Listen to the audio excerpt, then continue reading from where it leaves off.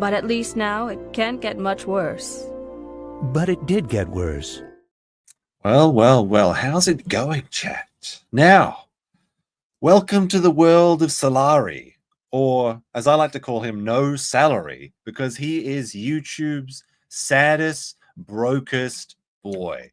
Now, Salari's an interesting character. Well, not really. I mean, his content's not interesting, but his story is somewhat interesting because he is a man that got up to 100,000 subscribers in less than 100 videos, which is pretty good, to be honest. He hit off with big. He had a big video, which is called Why Are the Japanese Are Lonely, with over 1 million views. And this video tricked him into thinking he could be a YouTuber. And now he's stuck. He's suffering.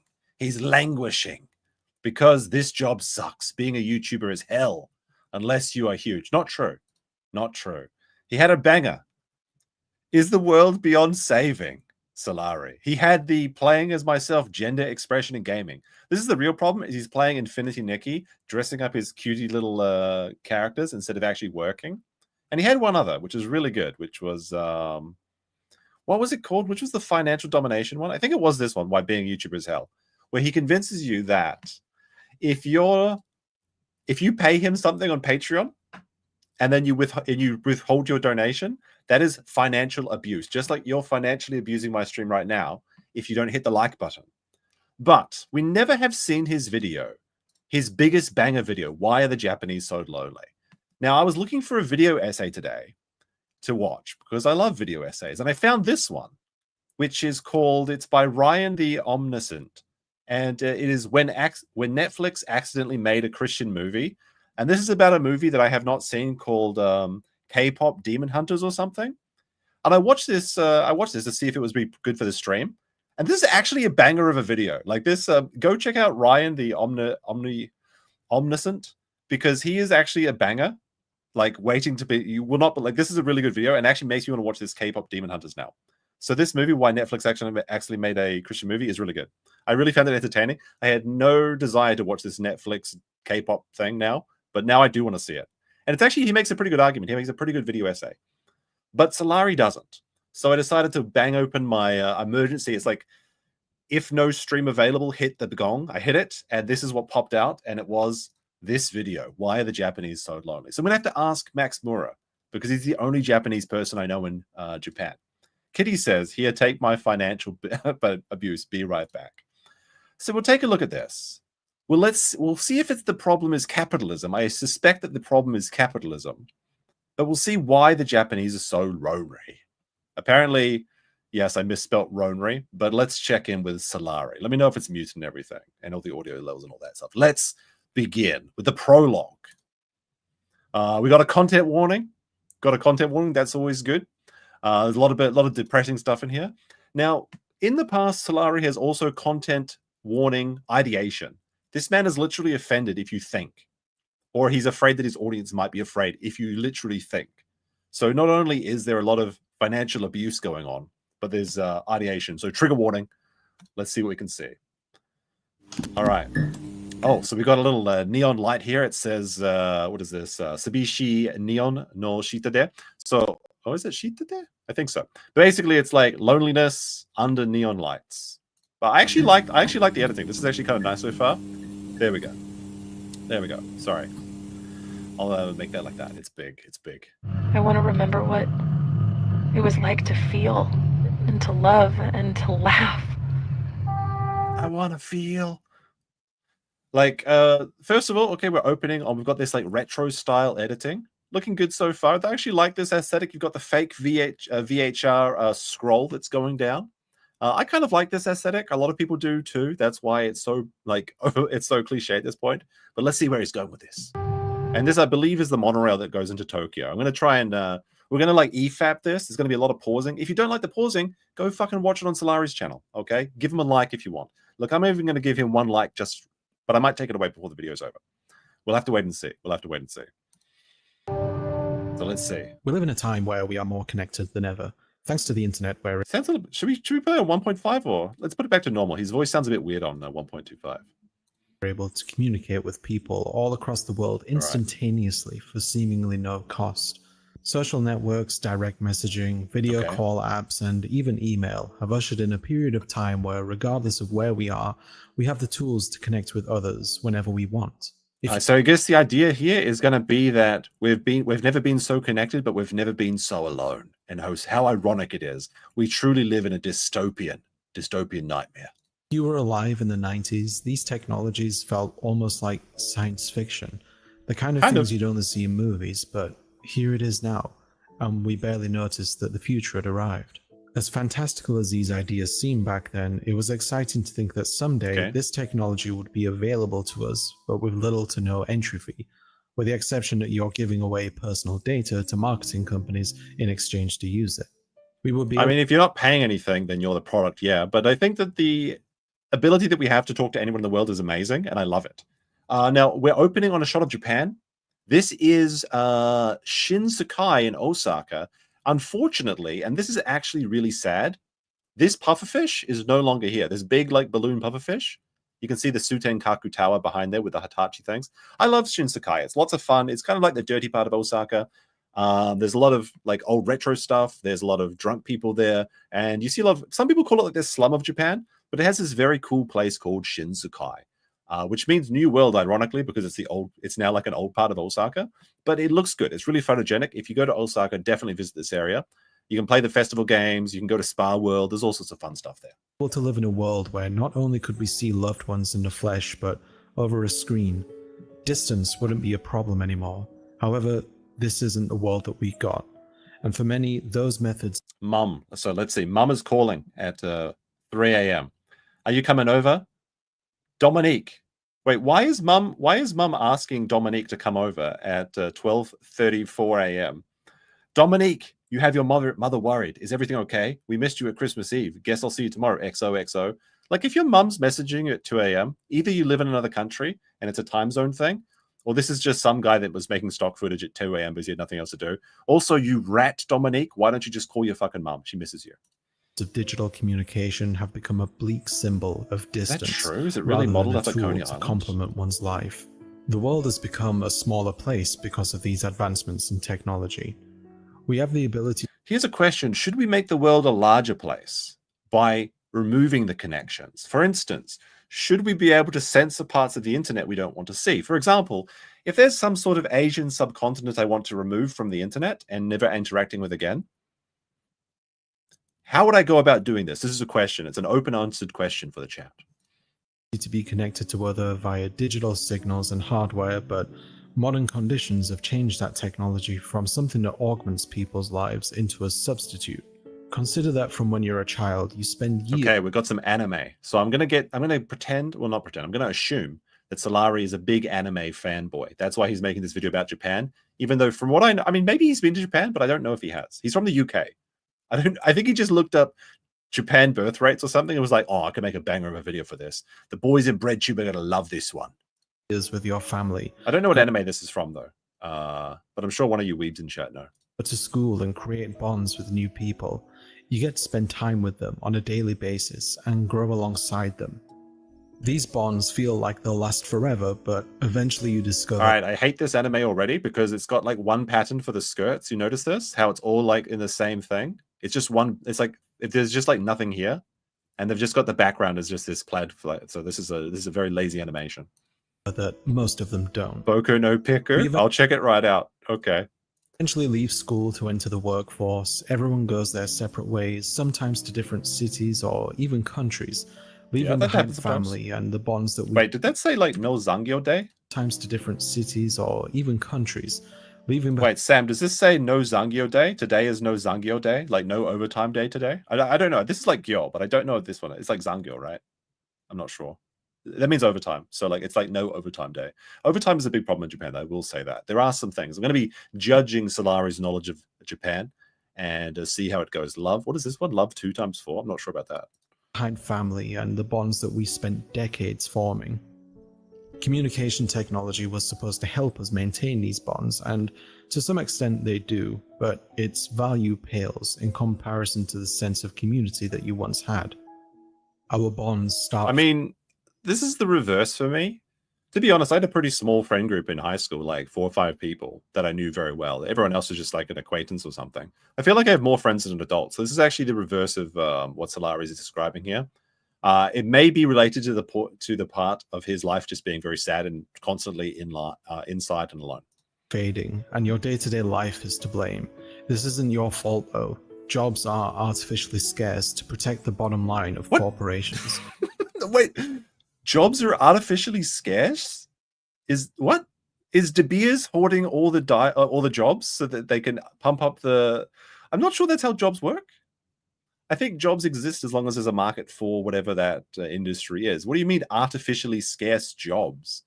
I mean, maybe there's like a top-down structure where there's only going to be a few people in management. But what do you mean by that? So we have to travel afar. We're expected to take on multiple roles in the workplace and often work far more than the assigned 40 hours a week, because otherwise your paycheck will be too light or it'll jeopardize your chances at a promotion. Well, you could just get a good job. I mean, you know, I would actually support a less working hours a week, like a 4-day work week. I would absolutely support that. Although that would be 4 days more than I'm working currently. Over a third of your day is spent at the workplace, longer if you take into account commute times. By the time you're home, you're exhausted, and all you— Why the fuck is there a fucking wolf in the background? Why is this guy eating jam on a Tuesday with a fucking wolf in his background? Is this like one of those psychological tests where it's like, I bet you didn't notice there was a gorilla in the playing football or something?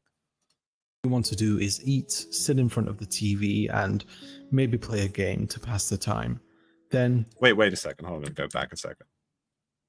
Times. I was distracted by the furry. By the time you're home, you're exhausted, and all you want to do is eat, sit in front of the TV, and maybe play a game to pass the time.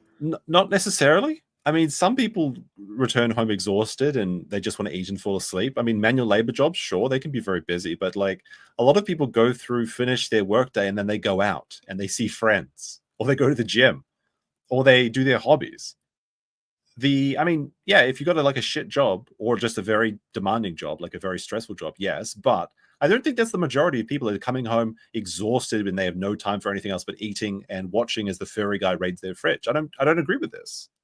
And first of all, this is very rich coming from a YouTuber. Then go to bed, which is the easiest job in the world. To do it all again tomorrow. When a weekend arrives, you're too tired to do anything significant. No. I mean, I can understand living for the weekend, but like, oh, the weekend is just so tired. This is called depression or being lazy or actually being in a very bad financial situation. Sure, absolutely. But I don't think the majority of people are just too exhausted. They just do nothing on the weekend. You go out, maybe you make some... Why is this guy drinking milk out of a fucking mason jar too? I'm supposed to stop swearing as much. He's just drinking, when he's just eating... Is it from a movie or something? Why are people drinking... Do people just drink milk in America? I don't know. Is this a UK thing? What's going on here? Friends every now and then, but you never truly become close to them. Or you end up staying at home, trying your best to... You never truly become close to your friends? Maybe you don't. He's sad. He's depressed. He's joyless. Maybe it's just the B-roll clips. Yeah. He spent all his money on B-roll. Oh, we got to do the Patreon check. So this is a funny thing that we did. Every time we did a Salari video, he was talking about how people are unsubscribing from his Patreon and that's financial abuse. I see nobody's giving me a super chat within 13 minutes. That means you're all financially abusing me right now, except for one person that rejoined the membership. But that's not a super chat. That's a membership. It's different. But we always check his Salari, and his Salari's Patreon was down to, I believe, $350 a month. A month. This is what this man is living off, plus his ad revenue. Let's have a quick look at how many views he's got over the last month, over the last 28 days. This is why YouTube is being a hell for him. It's because he's got 5,000 views. 5,000 views in the last 28 days. I don't feel so good, Salari bros. But, you know, you can have a low view count if you have a very supportive audience. So let's check in with the Salari Patreon. Let's take a look. He's down to $286 a month. Oh no, look at the sad little puppy. He's creating video essays for a mere $286 a month. I don't feel so good, Salari bros. Well, at least now it can't get much worse until the next time. Oh dear. Who even gives this guy's money? That's a good question, because the thing that's funny about appealing to the breadtube audience is they're all brokies and they have no money to support whoever they enjoy, except for the big boys, the ones that they spend all day in. And they do that because they want to get noticed by someone important, like, say, Daddy Hassan or something. So that's why they're giving their paychecks to. So it's not looking too good for Salari so far. I've barely made any videos and streamed very much this month at all. So I'm not doing too great either, on the view count at least, when we're talking about that. But 5,000 views a month for his whole... Wait, his category is gaming? What are you doing? What? Let's have a look at his last videos. Let's see. So the last one we watched was the one when he said it's totally okay to play the cute girl dress-up game Infinity Nikki. This wasn't even a sponsored video. That was 5 months ago. Then he took a 2-month break, didn't produce any content. He made the philosophy of metaphor refanzio. Does fiction ever have real power? That was 3 months ago. He got 6,000 views. And then 1 month ago, he made a new video, The Beauty of Life, a look at Claire Obscure, Expedition 33. I heard this was a good game, so maybe I should check out this video. But that was 1 month ago. So he makes like one video a month. And then he complains that being a YouTuber is hard. So I don't feel so sympathetic for him. I'm sorry, I don't. Maybe he should work harder. Stress from the week that you've had. Scrolling through... What stress does he... Like, he's like, the stressful week. I can't even have energy after I get home from working. What are you doing? You're making one video a month. Bro. Can you 1v1 him on the aisle? Maybe that's what he's doing. Maybe he's leveling up his fucking Ceratosaurus or something. Social media feeds, seeing the lives of those you were once closest to, how they've changed and grown, and a sadness sets in because... Why is this chick like... Hold on. I'm gonna be reviewing all of his things. Grown. Why is she liking this photo of a pot plant on a windowsill? Like, this is like... Let's enhance this video. Like, is this what the content you need to make on Instagram is? I mean, I know this is B-roll, but we have to take a look. Let's take a look at this. This is the content. This is the content that she's liking. Oh, this is why my Instagram posts never get any likes. This is the content I have to be posting, I guess. Oh, buddy, Blazer. Hold on, sorry a second. Blazer with $100. This is like half of Salari's income for this month. Capitalists of the world unity. We can't be undone by Shutter's socialists. So this is one person in chat who has not financially abused me this stream. Also, Cotod with a 5. Maybe this guy is sad and lonely because he's a whiny bitch.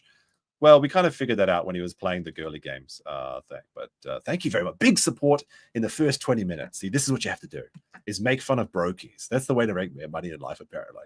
And a sadness sets in because you wish you were there to see it.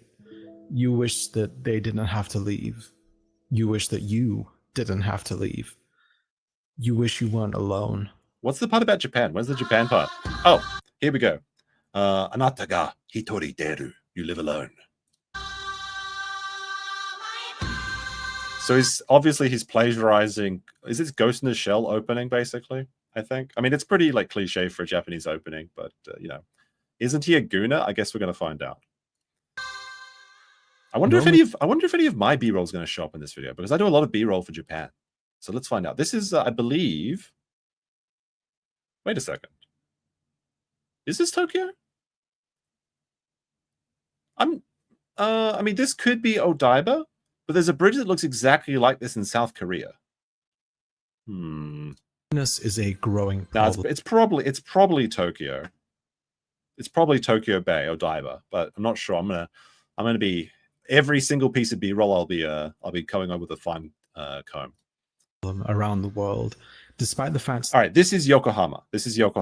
Lovely place, Yokohama. You've got this nice hotel that looks like a sail. You've got the Ferris wheel, and you've got this building, which is the most evil building in Japan. It looks like an evil mega corporation lives here. Now, Yokohama is the only thing in Kanagawa Prefecture, and if you talk to someone from Kanagawa, they will tell you how they're so proud of Yokohama. But everyone thinks that Yokohama is a part of Tokyo. It basically is. That we have so many ways of communicating with each other. We've grown ever more alienated from our own communities due to the unreasonable demands of modern life. What are the unreasonable demands of modern life? Is he going to tell us? Generations who are currently in the workforce have been hit. Oh, this is Golden Guy. I've actually been to this bar, Espa. So Espa is like ESP, like a psychic in Japan. This is a good place to go. I recommend it. You got the Nikas there? All the good stuff. Particularly hard by this. Many have found that they need to support oneself financially before catering to their emotional needs, hence the notion of self-care has become so prominent. But, I mean, you have to pay your bills before you can start spending money on anime figurines. Yes, that's true. That in itself is a task, transforming what was once a natural part of life into a form of labor. What? Various... No, wait a minute. No, wait a minute, my broke friend. What was once a part of natural life is being transformed into labor? Bro, going out to hunt mammoths and fighting saber-toothed tigers, that was work. That was work back in the day. And if you didn't go to work, you died as a caveman. Everything's the same. Americans are lonely a lot and young people bear the heaviest burden. I don't know about that, but okay. Governments across the developed world have even started to take action to combat loneliness, which has been described by former US Surgeon General Vivek Murthy as a growing health epidemic that's associated with the reduction in lifespan, similar to smoking. Is that true? Is lifespan going down? I don't know if that is true. In fact, I think it's the reverse. Lifespan keeps going up. 15 cigarettes a day. In my home country of the UK, Labour MP Joe Cox, who represented my small hometown of Batley, established the Commission on Loneliness, which investigated ways to reduce loneliness across people of all ages. In 2018, Conservative MP Tracy... Sorry, I don't want to laugh at the crying old lady, but like the Commissioner of Loneliness is very funny. And it's in Salari's own hometown. Do you think he voted for her? Crouch was given the newly created title of Minister of Loneliness, but she resigned from her role 1 year after being given a title and has yet to be replaced. Although combat... Was she too lonely? She's like the only Commissioner of Loneliness and she got too lonely and quit? Is that what happened? UK bros, is this true? You have Commissioners of Loneliness? Letty with the $5. Thank you very much for this financial support. Oh my goodness. Look at all the grey names in chat that are financially abusing me right now. Combating loneliness was one of Cox's top priorities in office. She was tragically murdered by a right-wing extremist in 2016. What? And she was tragically murdered by a right-wing extremist? Did she get knifed? Did she? When he says right-wing extremist, who does he mean? Tell us more about this right-wing. What is her name? But she resigned from her role. What was her name? To Commission on Loneliness. Was it Joe Cox? Cox, who yeah, Joe Cox. Let's see. Joe Cox murder. Let me see. Murder of Joe Cox. Who killed her? Let's see. Let's see. 55-year-old Thomas Alexander Mayer. Oh, wait. The judge concluded that Mayer wanted to advance white supremacy and exclusive nationalism, most associated with the Nazis in modern forms. He was sentenced to life imprisonment? Okay. So we got a picture of this guy? Wait, what? What the fuck is this? This is the murder weapon and the hand cannon that he was carrying around? I thought, wait, what happened here? Did this guy go to like an antique shop and buy like a pirate's boomstick to take out this MP? What am I looking like? Do UKs actually use these for, like, he's got his knife, by the way. So he needed to get a knife and bin that knife first of all. We're not allowed this. But what the fuck is this? That's a very peculiar one. Conservative MP Tracy Crouch was given the newly created title of Minister of Loneliness. Oh wait, no, there's a new person. Oh wait, no. Tragically murdered by a right-wing extremist. Wait, I think you got this wrong. Because she was replaced by somebody, but then she quit. But then Joe Cox was murdered, but the other person wasn't. In 2016. And the Commission, like many other social programs under the Conservative government, was no longer a priority. When discussing countries that have... All right, now this looks like... I'm going to say this is Shinjuku. Just outside of Kabukicho. Problem with loneliness and isolation. In fact, Godzilla should be right around this corner. There's one country that's often brought up. Actually, Godzilla's right behind. There's Godzilla Road. Japan. And for good reason. There's one country that's often brought up. Japan. Japan. And for good reason. A growing number of people live alone in Japan. Among the 36 developed nations of the Organization of Economic Cooperation and Development, or OECD, Japan is 7th in the world. Germany, Norway, Denmark, Austria, France... Wait, was that... This is like a Gundam model? Like he's got his like Figmas here? Like his, what is this? Like the Bandai 38-piece set? Japan is 7th in the world. Germany, Norway, Denmark, Austria, France, and the Netherlands are... Now this is an interesting thing. I don't know, do Americans have this? ...in the world. Germany, Norway... So you see this remote? This is your light remote. So people in Japan don't even have light switches. They only use remotes to turn on the lights. Well, this is actually not true, but some apartments do have a remote for their lights. Mine doesn't at the moment, but it used to have one. Denmark, Austria, France, and... You can see he's got his anime figurines and he's got his Snoopy. Like, I can't believe this guy's living alone. He should be pussy. He should be out slaying pussy with this Snoopy hoodie. Women in Japan love Snoopy. They fucking love Snoopy so much. It's crazy. And the Netherlands are all ahead of Japan in this respect. But it's worth taking into consideration that all of these countries rank high on the United Nations Happiness Index. All right, so let's see the happiest countries. So the first happiest country is Finland, then Denmark, then Switzerland, then Iceland, then Norway, then Netherlands, then Sweden, then New Zealand. Then it's Austria, Luxembourg, Canada, Australia. Now, the funny thing is, and Japan isn't even on this list, the funny thing I noticed about this is that all of these like Scandinavian countries that are allegedly the happiest countries in the world, they all have like the world's highest use of antidepressants as well. And then like I said this to somebody once and they're like, well, actually depression isn't sadness. I'm like, oh, I don't know. I think depression is sadness. And I find it very bizarre that countries that have such high levels of happiness have such high levels of antidepressant use. Maybe that's why they're happy, because they can get all the antidepressants. But you know why Finland is so happy? Because they've got personal space. Finland personal space is so funny. It's so fucking funny. Oh shit, I just gotta stop swearing as much. I'm gonna get a swear jar, I guess. You can see here, like when Finnish people line up for a bus stop, it's so funny. All the foreigners will stand under the bus stop, and then all of the Finnish people will be standing like a meter apart, even if it's in the snow. There's like these Finnish... Where's the Finnish chairs? Hold on. Let me see. They've got like these Finnish personal space chairs that are just like one-person seats in the park. It's so funny. I can't find it. But look at all these Finnish people. They just hate everyone else. They all just want to stand alone.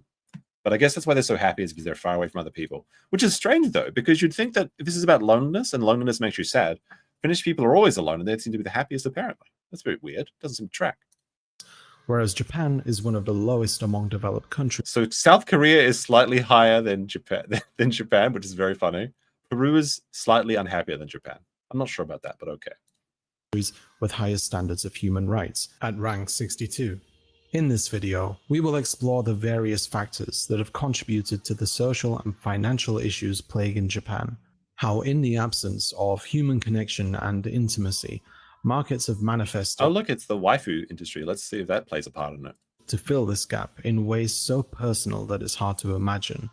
How the burden of endless productivity has overtaken every aspect of people's lives. Endless productivity? That's not true. Japan does not have endless productivity. They have endless hours at the office, but then people are sleeping at their desks. Like Japanese people are some of the... I don't want to say lazy, they're not lazy, but they're the most unproductive workers. They just spend so long at the work because of work culture and overwork culture. There's literally like, you literally get rewarded if you sleep at your desk in Japan, because people think, oh, you're so tired, you must be at work sleepy. So here you go, just sleep. Like they will literally give you pillows sometimes in the office so you can like rest your head down. Like there was kind of a joke in my office once where we had like this book, it was like a big book cover, but inside it was a pillow, and people just go and read that. I've got to go read the sleeping book or whatever.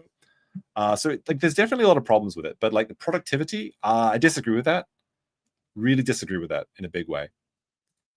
And the history of economic failures which left many workers without social mobility or financial stability.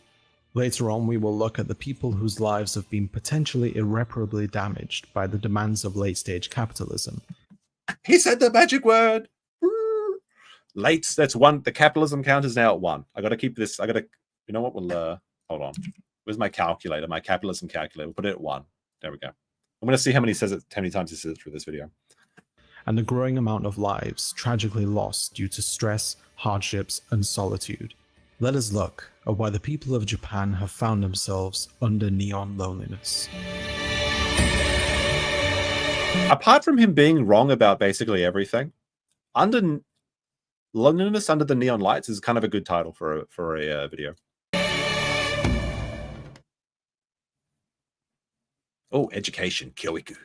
Let's go. From an early age, people in Japan are taught that dedicating oneself to work and education is extremely important.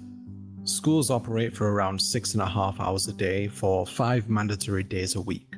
However, most schools are open on Saturday for optional classes. This is true. There's usually a lot of like club activity, bukatsu, stuff like that, but it's usually, I don't know if there's some classes have extra lessons, sure. Yeah. But I think mostly the people that go to school on Saturday, they're doing like club activity, like baseball or whatever. Students are encouraged to attend, and the majority do. The majority attend school on Saturday. I don't know if that's true. A lot of people do go to school on Saturday, but like I said, it's mostly for club activity. And yeah, there is something called juku, which is like after school class, but that's like a different thing. It's not at the actual school. And I think that that's actually one of those bad things about Japan. I think that the exam culture is quite stupid. Like I think like the first 10 years of Japanese education is pretty good. But then like when you get into junior high school and high school, it only becomes about studying for tests. And then after people get into university, they kind of just like take it easy from that point on. So that is, I do think, a bad aspect of Japanese culture. But what he's saying about this, I don't think is 100% accurate. His government is even pushing to make the 6-day school week a standard. What? Where did he pull that? When was this video posted? 5 years ago. The government is pushing for a 6-day standard school week? No, I don't think so. I think he just made that the fuck up. Let me see. Narrator can't speak English. Contributed. Well, he is from the UK. Despite being lowered to 5 days a week back in 2002. Thankfully, schools in Japan recognize many national holidays, and summer vacation lasts around 40 days. But the time taken... There's a lot of tummy in this segment of the video. There's a lot of tummy. What's going on by here? School takes away vast amounts of time. There's more tummy. What's going on here? Does Japan have 40? I don't remember if this is true or not. Summer vacation lasts for a while, though. It's like the whole month of August. So that's like 30 days.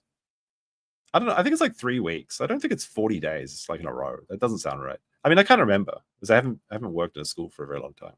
Formative years of children and teenagers.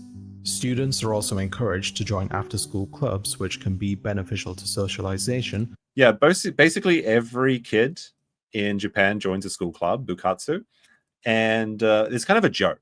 There's kind of a joke about the kids that don't join one, where it's called the Go Home Club, where they just like go home. And I think it's like 20-30%. I don't know. No, I want to say 10 to 20 maybe go do the Go Home Club.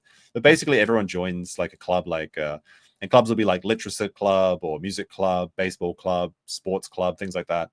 And yeah, it's a good way to make new friends and be a part of whatever, and also find something that's in your interest. But homework is assigned to them as early as the first grade, taking even more time away from their personal life. It's also worth taking into consideration that it's common for many students to have long commute times to and from school, taking even more time out of their day. All of these... This guy really has a problem with commuting, which is very strange for a guy that works from home. But like, yeah, I guess a lot of people have bad commutes. Like I had about an hour-long commute when I was working at a school. Maybe a bit longer than that, maybe an hour and a half each way. It was kind of rough, but that's because I refused to move to the real countryside. Like I had a pretty nice house, and for a single guy anyway, and it was pretty close to a very good train station, so I didn't want to move. But yeah, like an hour and a half maybe. But I'd say most people, I don't know if they would. I think like between under an hour is pretty common for most people, even around the world. Like most people take at least 30 minutes to an hour to get to their job, I think. Is that, what do you guys think? How long does it take you to get to work or school? Non-Japanese bros. And do you like, I've been hearing a lot of like Redditors and a lot of the breadtubers talking about how your commute should be subsidized as well. Like that should be what you should be paid for when you leave your house to when you get back to your house.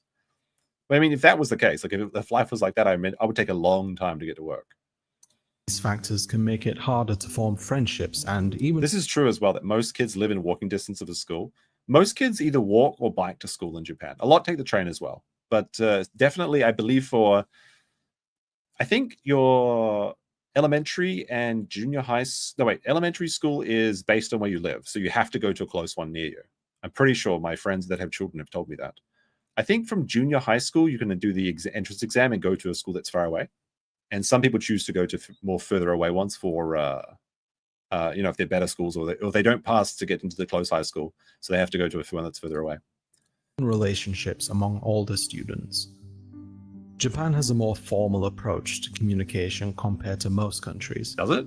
Openness. Well, I guess you've got keigo and stuff, which is like the honorifics and things. Like you speak nicely to people that are older than you and your superiors. That's true.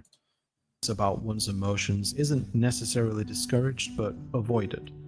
The time to develop friendships in general also takes longer than it does in a country like America.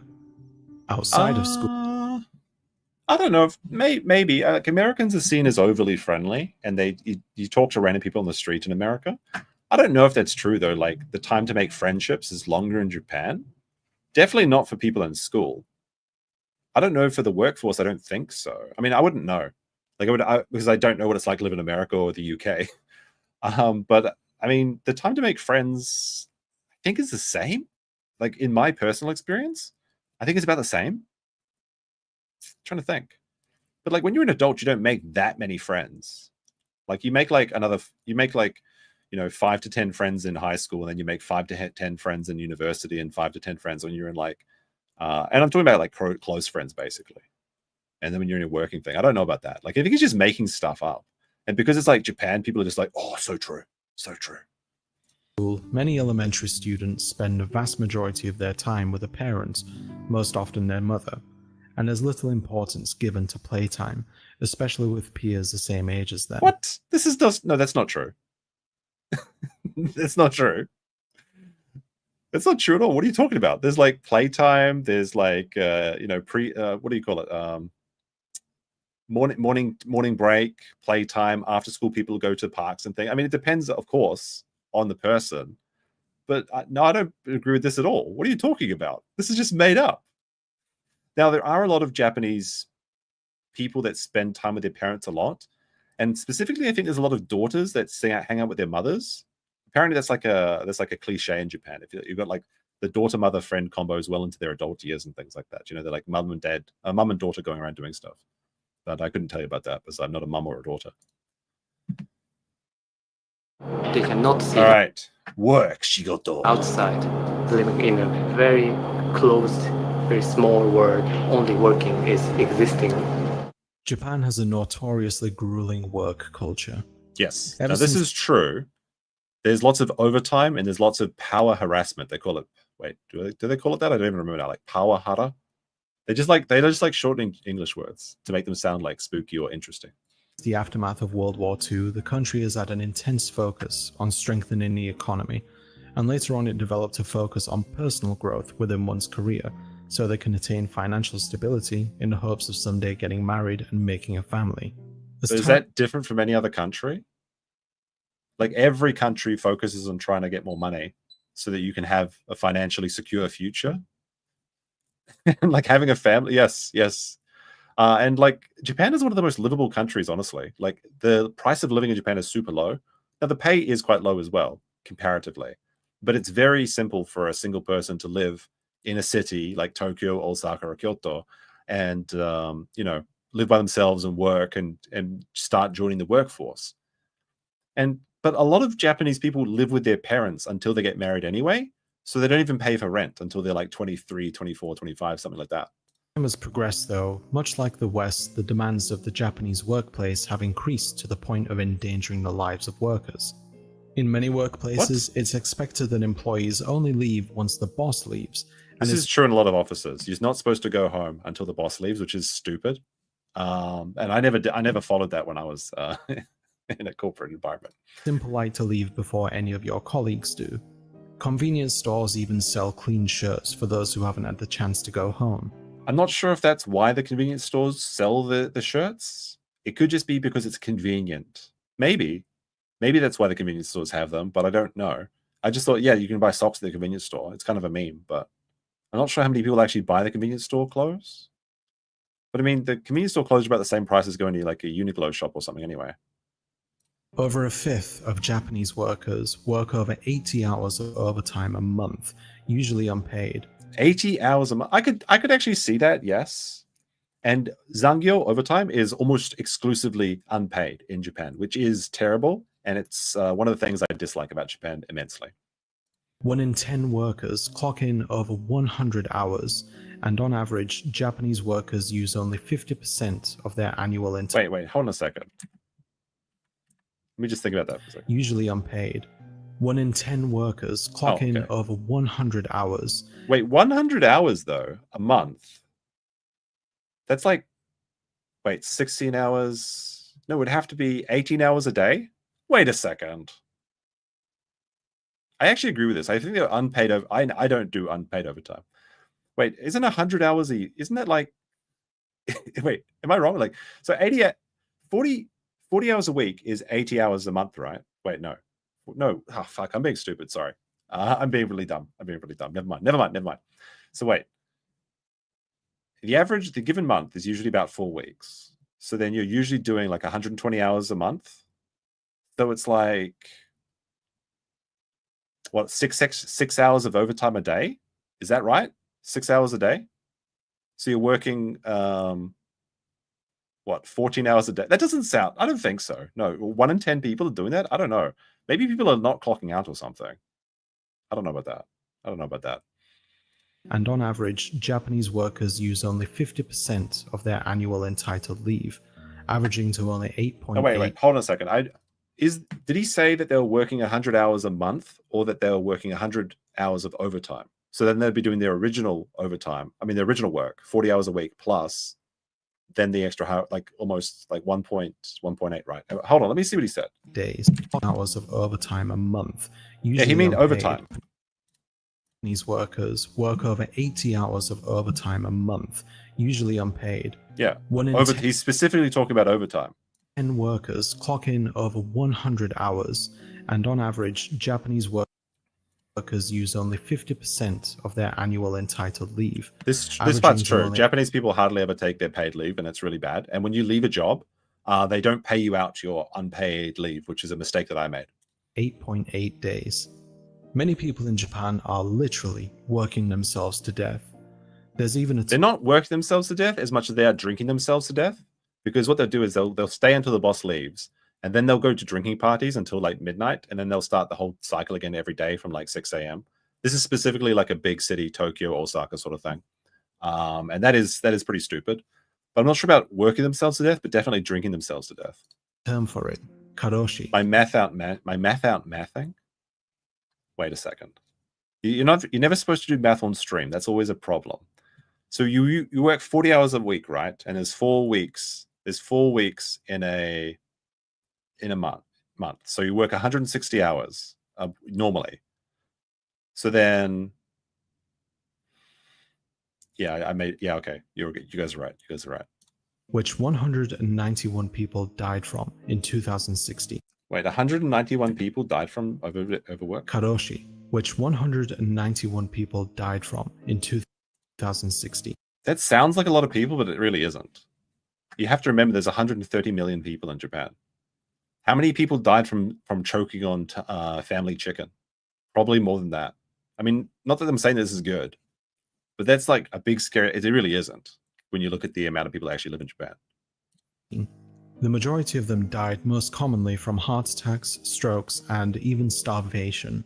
Well, then that's what they died from. No, I'm being a little bit obtuse here. On July 25th, 2013, 31-year-old NHK journalist Miwa Sado died from congestive heart failure after working 159 hours and 37 minutes of overtime. Isn't congestive heart failure, isn't that like no, I'm thinking of a congenital defect. Sado's death was not made public until 4 years after she passed. According to NHK, this was at the request of her parents. A month prior to her death, Sado emailed her father saying, "I am too busy and stressed out and think about quitting my job at least once a day, but I guess I have to hang on." If you're only thinking about quitting a job once a day, then you've got a pretty good job, honestly. Okay, that's a bit being a bit silly there. But like when I was working for the black company that I worked for in Japan, I was thinking about quitting like every 10 minutes. Every 10 minutes. She died alone. She collapsed in her bed in her apartment with her mobile phone still clutched in her hand. She's probably playing Candy Crush. Had to get that login bonus. Wait, does this actually happen in Agretsuko? Does she say this? I only watched the Japanese version. I didn't watch the English one. That's capitalism number 2. We're at 2 now. Oops. Capitalism Mark 2. Japan has a great emphasis on productivity throughout a person's life, and work is not productivity. Being in the workplace, being there and being on the team and being seen on being on the team is not productivity. This is the biggest lie about the Japanese work environment. Considered one of the pillars of leading a fulfilled. Oh, I think this. Oh, actually, fun fact. Fun fact. Throughout a person's life. I believe that this is called the Shinagawa Death March. So there's a place in just before, if you're on the Shinkansen, just before you get to Tokyo, there's a place called Shinagawa. And I believe this is where the Tokyo immigration office is. But this is one of the busiest train stations where all the workers go to. So you'll see like this giant death march of people going to work at like from like 7 a.m. to 9 a.m. And apparently every time you go to the immigration in Tokyo, you have to go through this mess. I'm not sure if this is this one, but I'm pretty sure it is. And fortunately, I've never had to do it. But apparently it's quite soul-crushing to go to the immigration in Tokyo. Chill Station with a 2 says, capitalism, bish. That doesn't count to the capitalism counter. And work is considered one of the pillars of leading a fulfilling life. I mean, isn't that the same in every culture, though? Like, people do need to have a purpose. You can't just sit at home and play dinosaur video games every day. I mean, you can't just sit alone and make YouTube videos all day or something, because people when they retire, they just, if they keep busy, they keep their mind active, they have a hobby, they're engaged, they're doing something, or they have like a part-time job or a hobby job or something. Those are the people that live to like 110 because they're always active and they're engaged and doing stuff. It's the people that like retire and then just sit on the couch and watch TV all day. They just melt and they just age like 30 years and 5 years or something. It's crazy. People need to have purpose. If you don't have a reason to get up in the morning, you have nothing to do in life. You can't just be endlessly pursuing pleasure. That's just hedonism. So having a job is a part of everybody's life, not just Japanese people. And it doesn't have to be a job. It just has to be something something you're working towards, something that you're meaningfully accomplishing. And like for many people, it's providing for their family or pursuing their goals, things like that. Yeah, men especially, but basically everyone needs to be doing. You have to do something, right? You can't just plug yourself into the Goon VR station and just start watching, I don't know, anime. Of what's called ikigai. Oh my goodness, fucking hell! I hate ikigai. Have you guys seen this? American corporations cream themselves over ikigai. This is such a fuck. I hate this so much. I hate this thing so much. People think this is so deep. Ikigai. Oh my goodness, this is ikigai. What you love, what the world needs, what you can be paid for, what you're good at, in the middle. Ikigai. I guarantee you that if you've ever walked in a corporate environment, they've shown you this. Have you guys heard this Japanese concept? Newsflash, the majority of people in Japan aren't doing what they love. They're doing what they can be paid for, and that's it. This is what most people do. They just do what they're paid for because they need money. Concept with no direct English translation, but means a reason for being. Iki meaning life, and gai meaning value or worth. It contains 4 principles, all of which overlap with each other. Oh, is he going to show it as well? Oh my god! Please don't tell me he's going to show the whole thing. I just googled it. Like a Venn diagram. It includes here we what go. you're good at, what you love, what the world needs, and what you can be paid for. I wonder how much of his Patreon money went towards this animation. But what's noteworthy here is actually, he probably just watched it from someone else's video and downloaded it, right? But all of these principles are related once again to productivity and work. So let's see. Wait a second. What you love, what the world needs, that's a mission. What you love, what you're good at, that's a passion. What you're good at, what you can be paid for, that's a profession. This is not true. because a lot of people don't get paid for a lot of people's professions is just like stuff they hate and they're not good at. Most people do jobs, aren't good at their jobs. Let me see. What you're paid for, what the world needs, a vocation. Is that true? I've never... Vocation. I thought vocation was just a synonym for profession, but okay. And therein lies the flaw with this concept. Because with many people in Japan and even across the world, what you get paid for isn't always fulfilling, but a means to an end. I think that's the case for the majority of people. According to a 2019 study... That's why it's called fucking work. But instead of fun. But this is Osaka. This is Osaka. This is Nippon Bashi, and this is the Namba Stadium. Or it's like you can see plays in there, stuff there. But like there's a lot of bars down this way, and this is if you walk down this alleyway here, it goes down into the the Osaka equivalent of Akihabara, which is called Nippon Bashi. So all the maid cafes and nerd shit is down this way. By Randstad Work Monitor, among the 34 countries surveyed, Japan had the lowest job satisfaction rates in the world, with 30% of workers claiming to not be satisfied or neutral. All right, let's see what other people are looking at. So Japan has 42% job satisfaction. The most satisfied are Belgium, Switzerland, Romania, Netherlands, Luxembourg, Australia? Really? The world, with 30% of workers claiming to not be satisfied or neutral, and 21% claiming to be dissatisfied. This isn't all too surprising, given the amount of hours that people dedicate to work, but there are other factors to This is back in Tokyo. Be considered here other than the lack of free time. Like many other developed capitalist countries, wages have been seeing a steady decline compared to the cost of living. I think the wages are actually seeing, compared to, yes, I guess that's what he meant by that. But the wages have been staying the same, but they just haven't been matching inflation. Many companies have been making efforts to curb the excessive amount of work people have been doing the past few decades, but due to the drop in productivity, this has resulted in stagnating wages.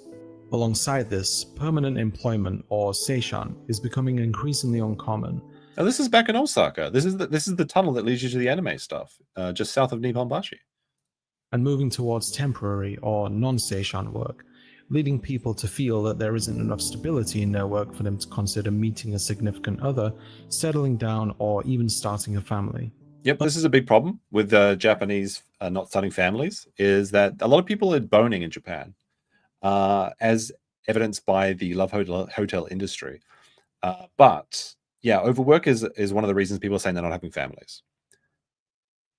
Now, Japan does have something like permanent lifetime employment is very common, but it's kind of like an older thing that's starting to kind of go out of style, but still very much the case, where you'll stay in one job until your retirement, and you kind of get low wages at the beginning, and then as you become a senior person, you get like really high wages.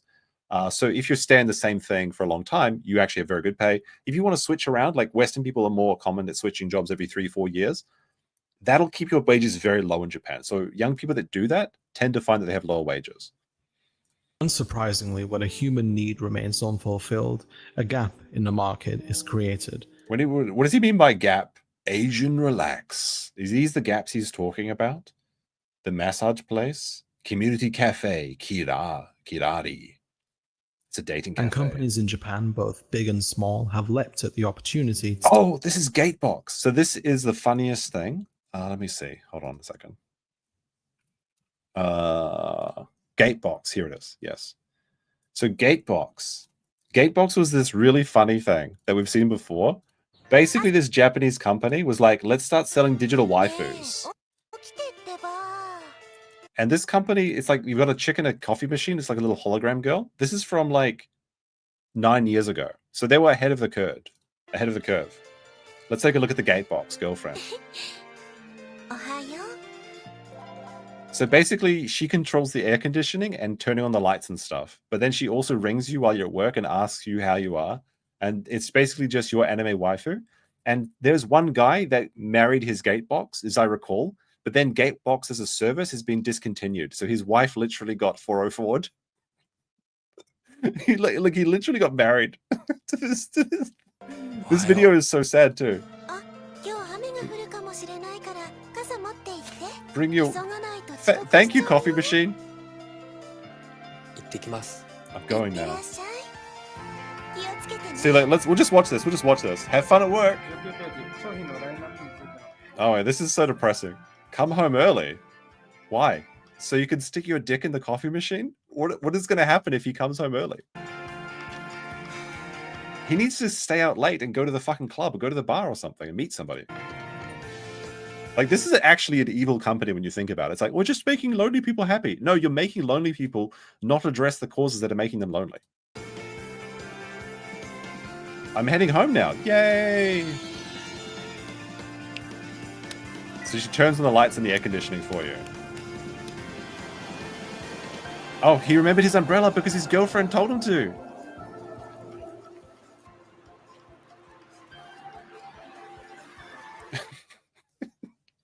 It's just such a stupid idea. Looks like your girlfriend's trying to connect to the Wi-Fi. I mean, I guess real girlfriends do that too, so. Coming home soon. This is the saddest part when he like looks, he's walking up this corridor, like this street, and he sees the lights are on. And it's like he's waiting for his anime waifu.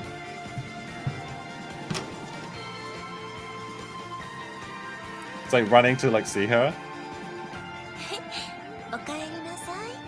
You know, it'd be cool though. If this actually was a coffee machine instead of just a hologram machine, and it just fills up with coffee, and as it's filling it with coffee, she has to try and swim around the coffee. That'd be really funny. But yeah, some guy married one of these things, and the service was disconnected. So too bad. Yeah, normally when you see like a woman in like a toy in a jar or something, you start getting concerned. Take advantage of this. Oh dear. Culture, bunka. Let's see. It's well known that host and hostess bars are a popular fixture in Japanese nightlife. This is a very strange Japanese thing. So host bars and hostess bars, you go and you spend like $50 and you get like all you can drink for an hour, and you just chat with like usually a woman if it's like a hostess bar, obviously. But then host bars are the same, but the men are really aggressive and they try and convince women into like going into prostitution so that they can get paid more, because when you go to like a host club in Japan, the first time you go is like, I mean, I've never been. The first time you go is like 2,000 yen, which is like $20. But then they keep raising the prices and they try and get you to buy drinks like champagne bottles and stuff. And the guys have like the #1 top player. I earned 1 million yen yesterday, which is like $10,000. And they'll literally make women, or not make women, but they'll convince women like, hey, you can't afford to come to the club anymore because you're spending so much money on me, making me the #1 top player. Why don't you start being a prostitute so you can pay more money to give to me? It's very, very strange. And it's kind of this weird circle because the main customer of the male hostess bars are the female hostesses, sorry. Yeah. So like Japanese salarymen will spend a lot of money to go talk to these like bar girls basically. And then the bar girls will spend a lot of money talking to Japanese guys. It doesn't make sense. Like, why don't they just go to a regular bar and talk to people? It's very, very strange. Originally, there was just hostess bars where young women would spend time with men in their downtime, talking and flirting, refilling their drinks, lighting cigarettes, and singing karaoke. It could be said that hostesses are like a modern version of geishas. Physical contact and sexual discussions aren't allowed in most clubs, but... Well, I mean, this isn't true. I mean, even with geisha, like, geishas would sell their virginity and stuff to, like, sponsors. But like with hostess bars, they have something called, what's it called? Dohan, which is like a paid date.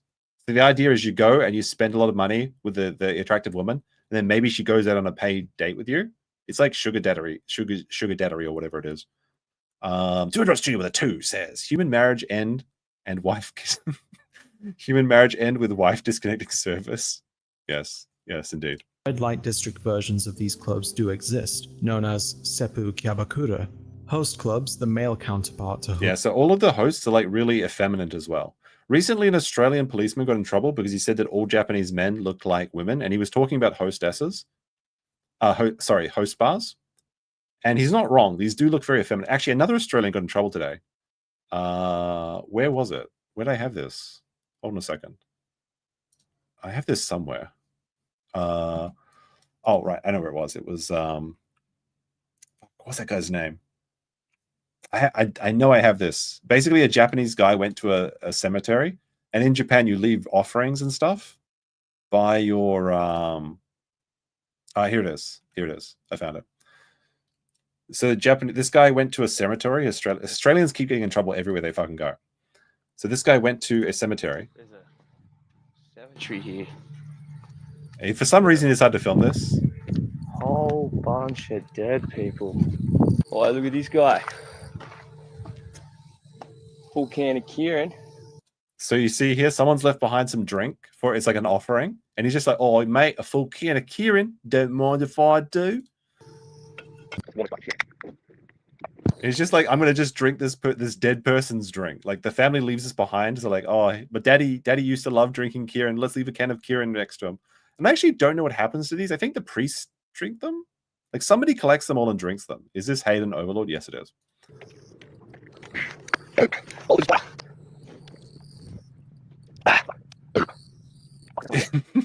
Is this base behavior or is it degenerate behavior? Because on the one hand, the dead guy can't drink it. This is my real account. I don't have this much hair. Cheers, gobber. I can't be too mad. Like, this is really bad. This could be an international incident, but Australian tourist goes to cemetery, decides to help himself to the offerings left for the dead. But I mean, leaving offerings for the dead is kind of stupid, honestly. But anyway, Australians can't keep getting away with it. Why does he record himself? If you don't record yourself doing something for social media, did you really even do it? Hostess clubs All right, so back to operate the in thing. a similar fashion. The hosts tend to flirt more with their clients than female hosts do, and offer more entertainment. Wait, I gotta find the other guy. Australia. It was an Australian cop too. He stole like a scooter. Australian cop steals scooter. Scooter. That's not how you spell scooter. Scooter, Japan. Just while we're doing it, let me see. Oh, where is it?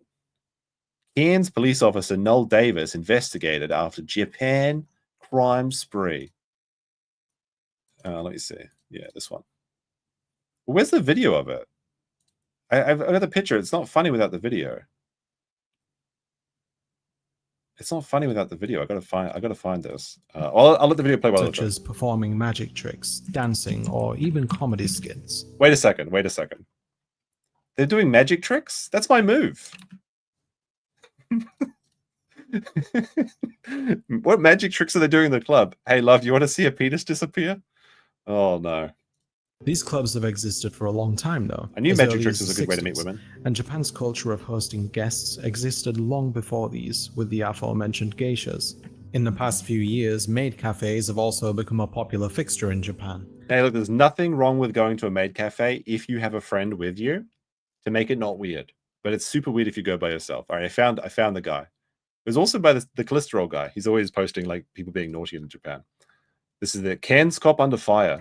Let's have a look what these Cairns Australian policemen is up to. I'll get his time. Sorry, Mike, you didn't need it. This is very Australian behavior. Smoking while stealing a scooter. Very Australian. Now, this one's gonna again because this is doing head in this country. A lot of the dudes, you're not sure they're dudes or chicks. They're very effeminate people. But this smoking situation is going to stop Japan, right? Good to see Highway Patrol in Japan work about as hard as they do in Australia. Classic. Me dead. Fuck me dead. All right. There we go. All right, let's continue with the maid cafes. They operate in a similar way to hostess bars, but are designed to appeal to more younger clientele, especially otaku, an often pejorative term given to people, usually young males, who consume large amounts of media related to anime and manga. Unlike hostess bars, maid cafes operate much like regular cafes, albeit with a more fantasy-like aesthetic. Maids are usually very young, cute women who dress up in They're not young. This chick's like 30, okay? They always say they're young. They're not young. Okay, this is a lie. French maid outfits and cater to their clients' needs, from serving food, offering over-the-clothes massages, entertainment, and even spoon feed. I don't know about getting massage at a maid cafe. That's the first I've heard about that. But they do this. They definitely do this thing. They do the heart thing with their hands, and they do like, they say something cute, and then they're like, wow. You have to do it too, otherwise they get grumpy. Them. We also refer to their clients as master or mistress. There's strictly no touching, and photography is often forbidden in most. It's not forbidden. You have to pay extra for the photos. maid cafes. The maids themselves will usually adopt a personality trait that you will find in an anime or manga. Yeah, like you can literally go there to the tsundere thing. I'll tell you something weird about Japan. You see these, how they're all wearing the long socks? See this area here? Hold on. This is, so this area here, there's a Japanese, I knew a really weird guy. And he was actually the first guy that went to, or he's the first guy that told me to go to a maid cafe. We're like 4 of us went to a maid cafe in Tokyo. That's the first time I ever went to one. And he was telling me about this area here. So the area where the socks here, right? And the skirts here, this area is called like the ZR, like the Zettai zone. I don't know what it's actually called though. Like, what is it? Like the ZR Japan meme? What is it actually called? Oh yeah, the Zettai Ryoki. Absolute territory. So I'll show you. This is a real thing. I'm not even joking. So here you go. Here you go. The Zettai zone. So the absolute territory. Absolute territory refers to the area of bare skin between the over-the-knee socks or of a skirt or shorts. They can also be described to. They can be used to describe clothing combinations. The term became widespread in otaku slang as one of the attributes of moe characters in Japan. So you can see here they actually have diagrams, and you can find out about who has like. Here's the diagram showing the golden ratio. So the skirt length has to be 4 parts, then 1 part ZR, and then 2.5 points for the knees, and then this is the perfect formula right here. They've got it down to a science in Japan. Very weird that they have it. So you see here, this is an example. I mean, this doesn't. I don't think this looks good. This looks terrible. What the fuck? I'll tell you, this is Japan. It's the Zettai zone, man. Origins. The term originates from the anime Neon Genesis Evangelion. Really? Where it was used with a different meaning. In an insert leaflet that came with a VHS cassette expressing the Zettai Kofu Ryoki, or absolute terror field. Ryoiki translates as field and territory. It was often used as a translation of English term AT field from the Japanese anime. An AT field was a type of protective energy shield bubble, that holy area no one can intrude upon. Oh, okay, so I get it. So the idea is that like this skin area here is like a shield protecting you from this area. I don't know why they need a shield though, because these women are never going to be touched by these men. Anyway, that's the ZR. So this is the perfect ratio. Let's find out. So this is 4. This has to be 1, and this has to be 2.5. We got it, boys. We did it. This one is the best one. You can see this one is like not perfect. So she's got 4 here, but this is like a 2. And then she's got these like bony knees. So not approved. All right, let's get back to the, sorry, that's just a random piece of Japanese trivia I know that my friend told me, and I have never researched before. Which there are many types, but the majority of these are ironically 2-dimensional. Many otaku, however, are drawn to these well-defined personality types. This is some sussy shit, by the way. Like when you see this stuff, this is real sus. Since they're familiar and predictable, but that familiarity could potentially have its drawbacks. Holy shit. So you know what this is? These are glow sticks. This guy has a bandolier of glow sticks. So when he goes to the maid cafe or the maid concert, he has the glow sticks and he can like break one, swing it, and then as soon as it's like deploy the next one, he actually has a quick draw bandolier with what looks to be 20 different glow sticks, and he has ones on his arms as well. This guy is kitted the fuck out. George Studio says, in most maid cafes, you can buy their stockings after their shifts. I don't think this is true. Not in most. I have never seen any maid cafe that sells stockings. I have never seen. Maybe you went to a specific one, but no, not if you go to Maid Dreaming, they don't sell you their socks after their shift. I don't believe you. Now, women across the world will sell their articles of clothing. That is true. People are emotionally complex, and when you're trying to develop a relationship... See, here we've got the glow sticks. The funniest part is in Dave the Diver, they had a segment where you do join a maid cafe, an idol performance, and you do this, and there's like a rhythm game inside Dave the Diver. There's a fantastic game. ...with another person, it's unfair to assume that they fit into a niche like fictional characters. This is really weird shit, though, like all the little anime figurines and stuff. All right, we've got In Japanese relationships. culture, friendships and relationships generally take a longer time to foster when compared to Western countries, know largely about due that. to formalities and expectations people are expected to abide by there. When it comes to situations where they find themselves in larger groups, such as school, the workplace, or I can't believe we're actually just like 15 minutes into this video. I'm going to have to turn up the speed. So Salari's going to start sounding weird for the first time. even social events such as weddings, formalities and rituals are in place which don't allow for much interaction with strangers, taking away the pressure of making small talk with strangers or people you barely know. Outside of this, though, many people prefer hanging out in groups rather than a coupling. This is true. This alleviates the potential for more personal discussions. You have like drinking parties. Usually your friends will introduce you and stuff, but they'll have like university parties and stuff. There's like office parties and stuff. And there's like group datings and stuff like that. I find that really weird because I don't want to be rizzing someone up while I'm being watched by other people. Like I want to bring people to a private area where they can't see what I'm doing before I bust out my basic moves. And offer security so they don't have to worry about what people outside of their group think of them, especially if they're involved in an activity. Group activities are obviously extremely popular in Japan, given a famously lively nightlife available in major cities there, what with the abundance of clubs and bars and obviously karaoke. This kind of socializing in and of itself is great, since it allows one to express themselves among a group of people that they're familiar with, but it doesn't offer much space for far more personal interactions. Certain actions within relationships carry far more gravitas in Japan when compared with other countries. Japan is like, it's very straightforward, honestly. Like if you like someone, you kind of just you do something called like confession. You confess to them. Now, I never really did this, but like apparently what you're supposed to do is you're supposed to just confess and say like, look, I like you, let's go dating. And then you're in a relationship, and then you're just in a relationship, and then all the relationship stuff just comes, and it's just so automatically there. Now, if you start like doing physical stuff with someone before you confess, apparently that's how you get into like being like the friends with benefits situation. But I've never done this confession thing. So like I guess all my ex-girlfriends thought I was like a player or something because I never did the confession.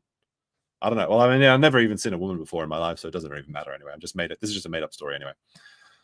But there you go. It's kind of weird. But apparently that's the difference. So I guess this is a tip for ladies. If you're a lady and you're in Japan and your boyfriend or the guy that you're going on dates with doesn't confess and say that I like you, let's be girlfriend, boyfriend, and he just starts upping the physical contact, then that means he's a player, I guess. I don't know, because I'm not a woman. Or I've never left my room. For example, an invitation to your house isn't something that's taken lightly. If I invited a girl to my house, that means sex. That's what it means. Like they will never come to your house under the illusion of just going to go play video games or something, or just Netflix and chill. Going to someone's like a house, someone's house, or like a hotel, that just means that you're banging. That's what it means. And if a chick is just going to go to your house on the first day, like you just, what do you come a hangover or something, then maybe she's not a woman of upstanding moral character. Sense of obligation to it, and it's not something that's commonly offered to someone that you're not too familiar with.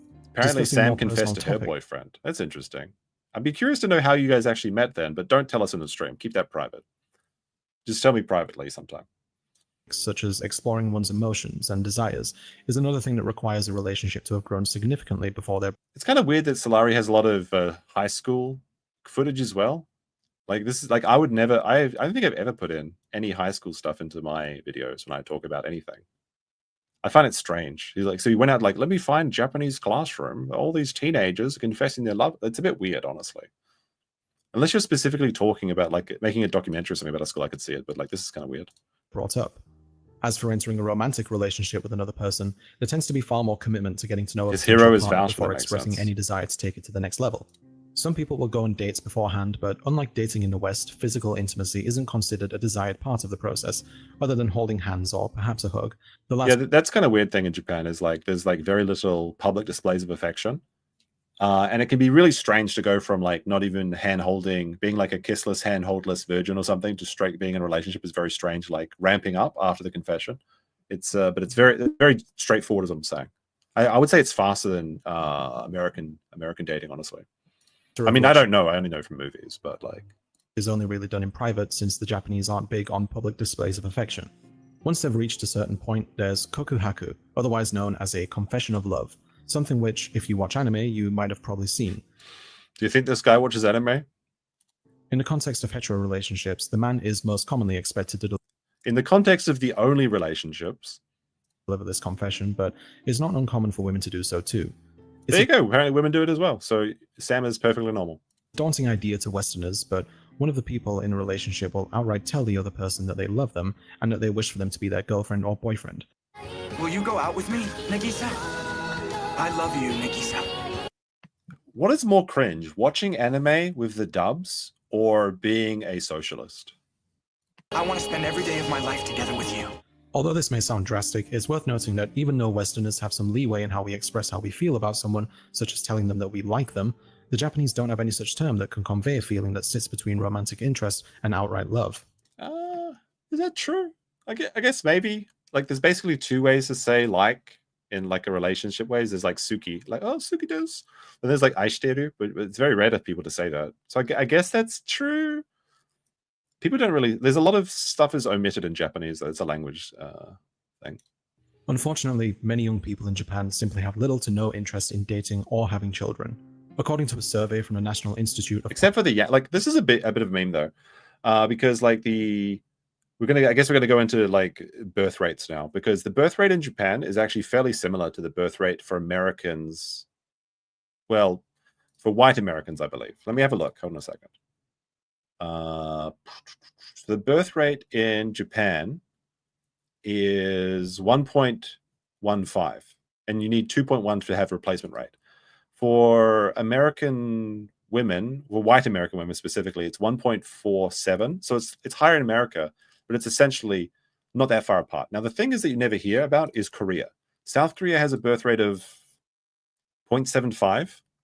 So people in Korea are not having kids at all. Like, Japan is actually not too bad when you look at other rich countries. I mean, it's still lower than it should be. It has to be 2.1. Otherwise, your population will decrease.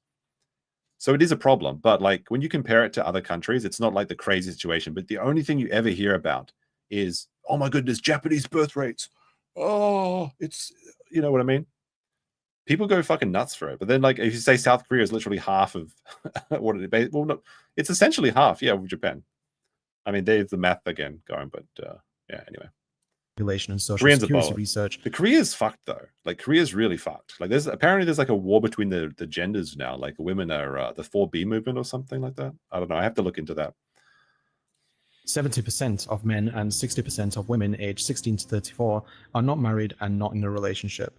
Another study found that a third of people under the age of 30 had never dated, many of which claimed to still be a virgin.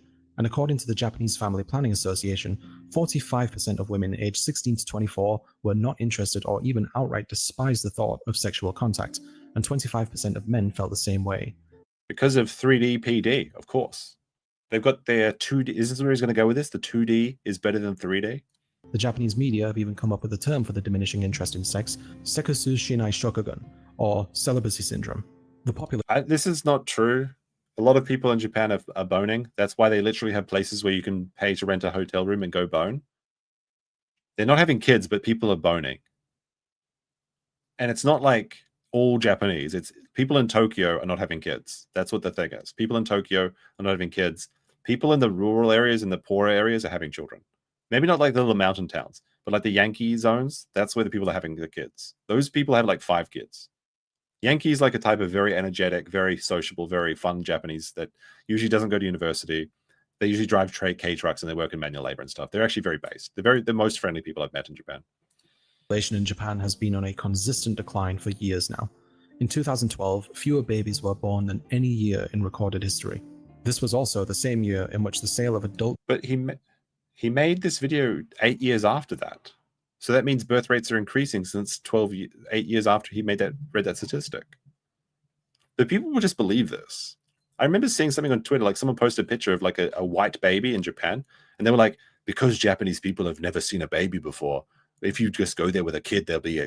No, it's because you've got a little blonde kid is why people are interested. It's not because they haven't seen any fucking kids before. Diapers were higher than those for infants. This is true, though. They do sell more adult diapers than baby diapers in Japan. Even though the demands of work and lower wages have played a huge role in this, the shift in gender roles has played an important part too. When it comes to relationships, there's still an expectation among many that the husband should work while the wife stays at home to look after and raise the children. Based? Is there really anyone that is against this?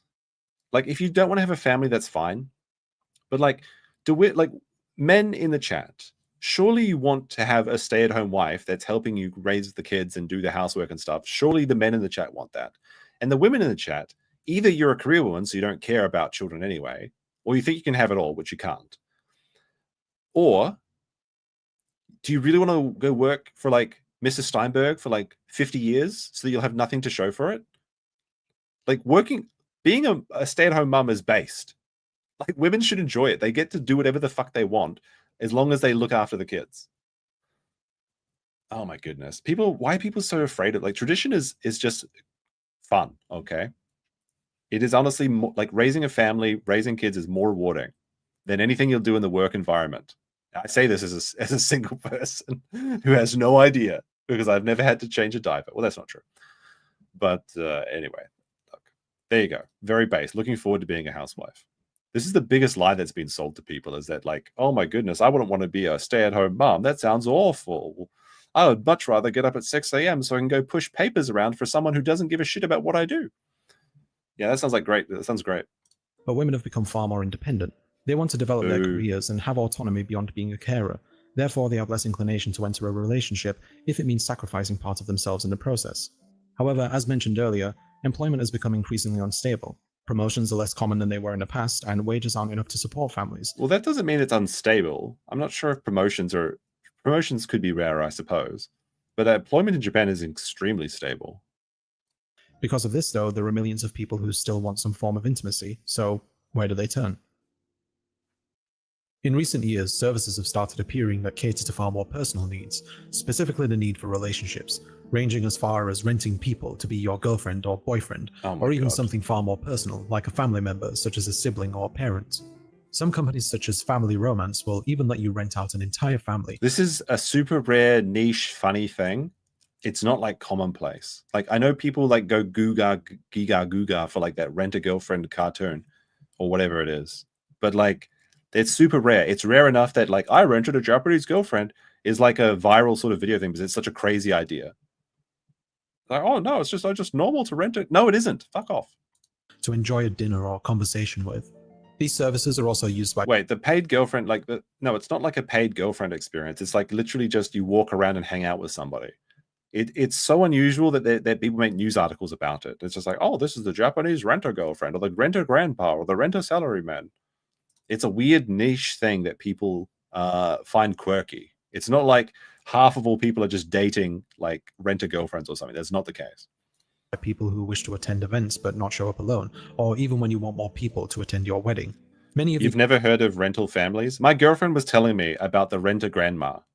Because so like she's like heard about this as well. She's Japanese. And she was like saying like, have you heard about the rental grandma? You can rent like a grandma and she'll do grandma stuff for you. So she's Japanese and she was surprised enough about this to tell me about it, which shows that it isn't commonplace. It's like these weird, funny stories you hear about Japan. And people think, oh, it's just, of course the Japanese have rental grandmas. No. These services were actually created with these as their primary intention, but as the need for companionship rose, services expanded to cater to that need. In a video from the YouTube channel Asian Boss, the host Max hires Shihomi as a girlfriend for the afternoon. It costs 6,000 yen per hour with a 2-hour minimum, so roughly... So, cheaper than a real girlfriend. Am I right, boys and jet? $120 for a date. From the very start of the date, they break down the barriers that take a long time to get past as... All right, chat, how are we rating the renter girlfriend? 1 through 10. Japanese relationships go.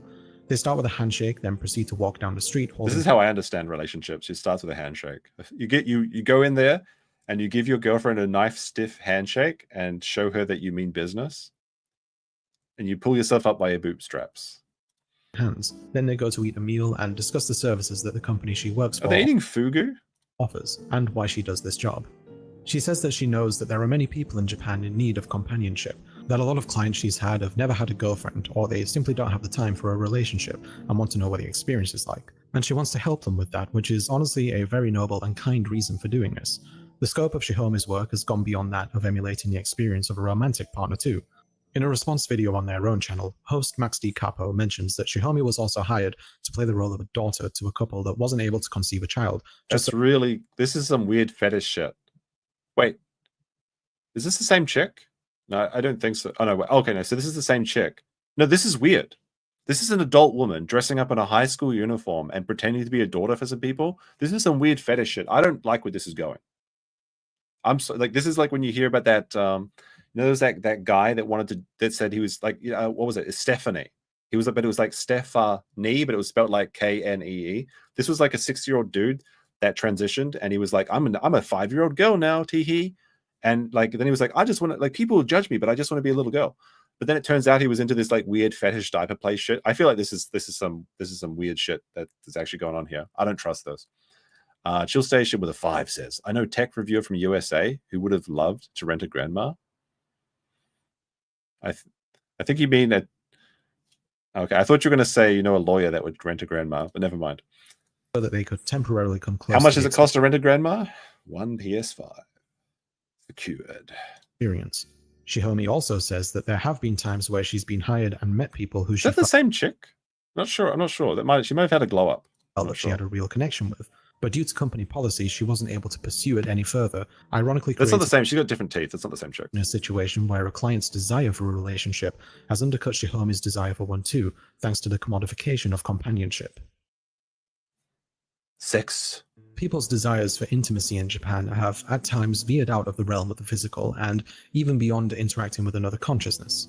Many Japanese companies. Oh, this is the weirdest shit. Like the little kid, like on a whole thing, like that. This is these are basically all flashlights, but they've got like really creepy pictures on them. This is like really strange. You see this in like Akihabara and stuff like that. It caters to the needs of the lonely. Over the past few years in Japan, there has been an increasing amount of effort. Wait, what is this one? Takahiro. I am innocent until proven guilty. It's one of the golden rules of the court. Just stop pointing those weapons at me so I can hand over what? So I can hand over your undies without being turned into shish kebab? What the fuck is this? Is this what Salari's doing instead of working? Put into creating products that are focused on emulating emotional and verbal intimacy. Have I been to the older sister bar? No. Have an older sister bar? Does such a thing exist? I've been to like maid cafes. I've been to the cat maid cafe. I haven't been to the older sister bar, no. For decades, there have been dating games which are sort of a text-based adventure, where you usually just like that's like real dating is a text-based adventure because you just text someone and they never respond and you move on to the next match, right? It's the same, literally the same. Choose from a selection of potential romantic partners. You spend your time learning about them and choosing from a prescribed list of responses in order to gain their favor.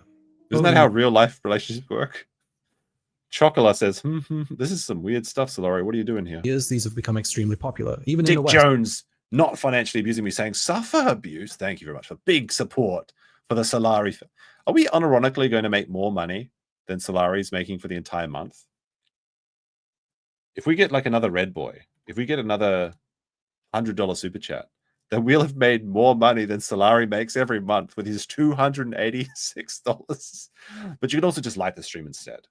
We gotta remind people that we're here. Like YouTube will. I gotta play the clip. Hold on. Let me see. Where is this? Hit like if you like the show. If you don't like the show, don't hit like or hit thumbs down. Be like, this guy sucks. I don't mind. But if you do like the show, hit that like button. It really does. I gotta remind YouTube that I'm here. They are not distributing things out. Yeah, that's what you got to do. YouTube is going to forget about me because I took a week off in August. All right, let's continue with the video. Big support. Like, thank you very much, unironically. I love you, chat. Love you, chat. But I'm going to take away my like from Salari's video and dislike it instead. Where you'll rarely find a week goes by without seeing a dating sim in the new and trending games on Steam. There are virtual reality games where you can enjoy spending time with a virtual partner or indulge in some more lewd activities. Even on YouTube, you can find 360 degrees videos where you're in the company of another. Wait, can you show this on YouTube? Like, you guys can't see it, but I think I can see her snatch. Person, while you listen to them talk about their day and pose suggestively for you. VR 360 game where a woman lies on a bed. What are you going to do with the VR set, big bro? How do you find? Even I'm a weirdo, and I didn't know this video exists. Is Zoom enhanced? No. I know. You're in the company of another person, while you listen to them talk about their day and pose suggestively for you. You don't have to look far to find portrayals of intimacy and companionship in Japan.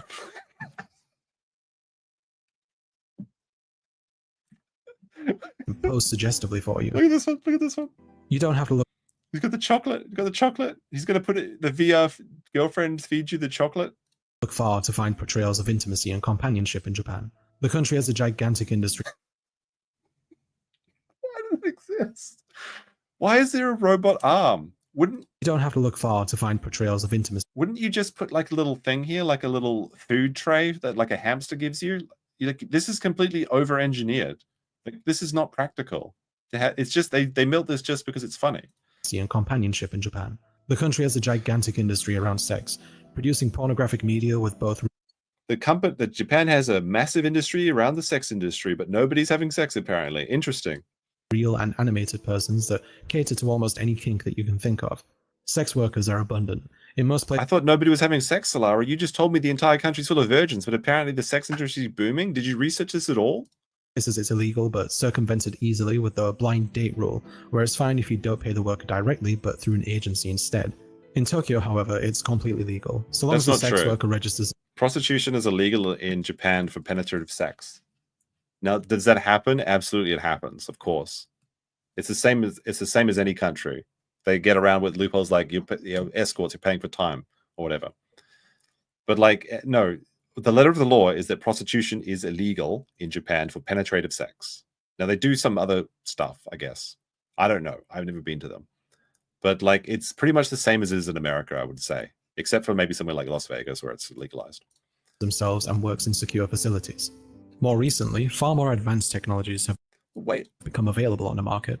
One that got a lot of media attention both in Japan and around the world was the Gatebox virtual home robot. Now wait a second. Zoom in and hearts. Facilities. More recently, I got to show you this for a second. Okay, so you've got the gate box here, right? You've got the gate box here. Then it says, take a picture with me. Why is there a hole? Why is there a hole in this? Are you supposed to like stick your dick through this or something and then take a photo of it? Why is this hole here? Why does this hole take a photo with me? Is this the expansion slot for the gate box? You plug it into the back? That's a no. I'm sorry. This is definitely for sticking your dick in. Far more advanced technologies have become available on the market. One that got a lot of media attention both in Japan and around the world was the Gatebox virtual home robot by the messaging company. It's not a robot. It's a 2D plane of glass being projected by a camera. It's a projection mapping, whatever. Line. It works much like popular home assistants like Google Home or Alexa, but unlike those, it has a choice of various holographic anime characters inside, which react to your requests. Anything from general... As long as your request is turn on the lights or check the weather. Or chit-chat to asking it to sing or dance. While you're away from Gatebox, it can interact with you via your phone. It'll let you know how much it misses you, or you can update it on how your day is going. Hey, honey. It's like, boop, boop. Hey, honey, did you remember to buy your Google Play cards so that you can download the extra expansion slot today? Imagine actually paying for this service. At the end of the day, it will relax with you at home and bid you good night when you go to sleep. All of this can be enjoyed for the substantial fee of 298,000 yen, or around $2,600. That's as many as 10 months of Salari salary. The company produced an ad that goes over what it's like to live with the Gatebox, and I won't lie, it's a little bleak. There's a link in the description if you want to see it. It's discontinued. You can't even use it anymore. The music is good, though. There may be a chance that you've heard about the Gatebox before, though. In 2018, there was a story going around about a 35-year-old man named Akihiko Kondo, who married his Gatebox virtual assistant, Hatsune Miku, in an $18,000... See, this is the one I was telling you about. But I didn't know that it was the Hatsune Miku version of it. Can he do that? Can you marry a brand? Like, did Hatsune Miku approve of this?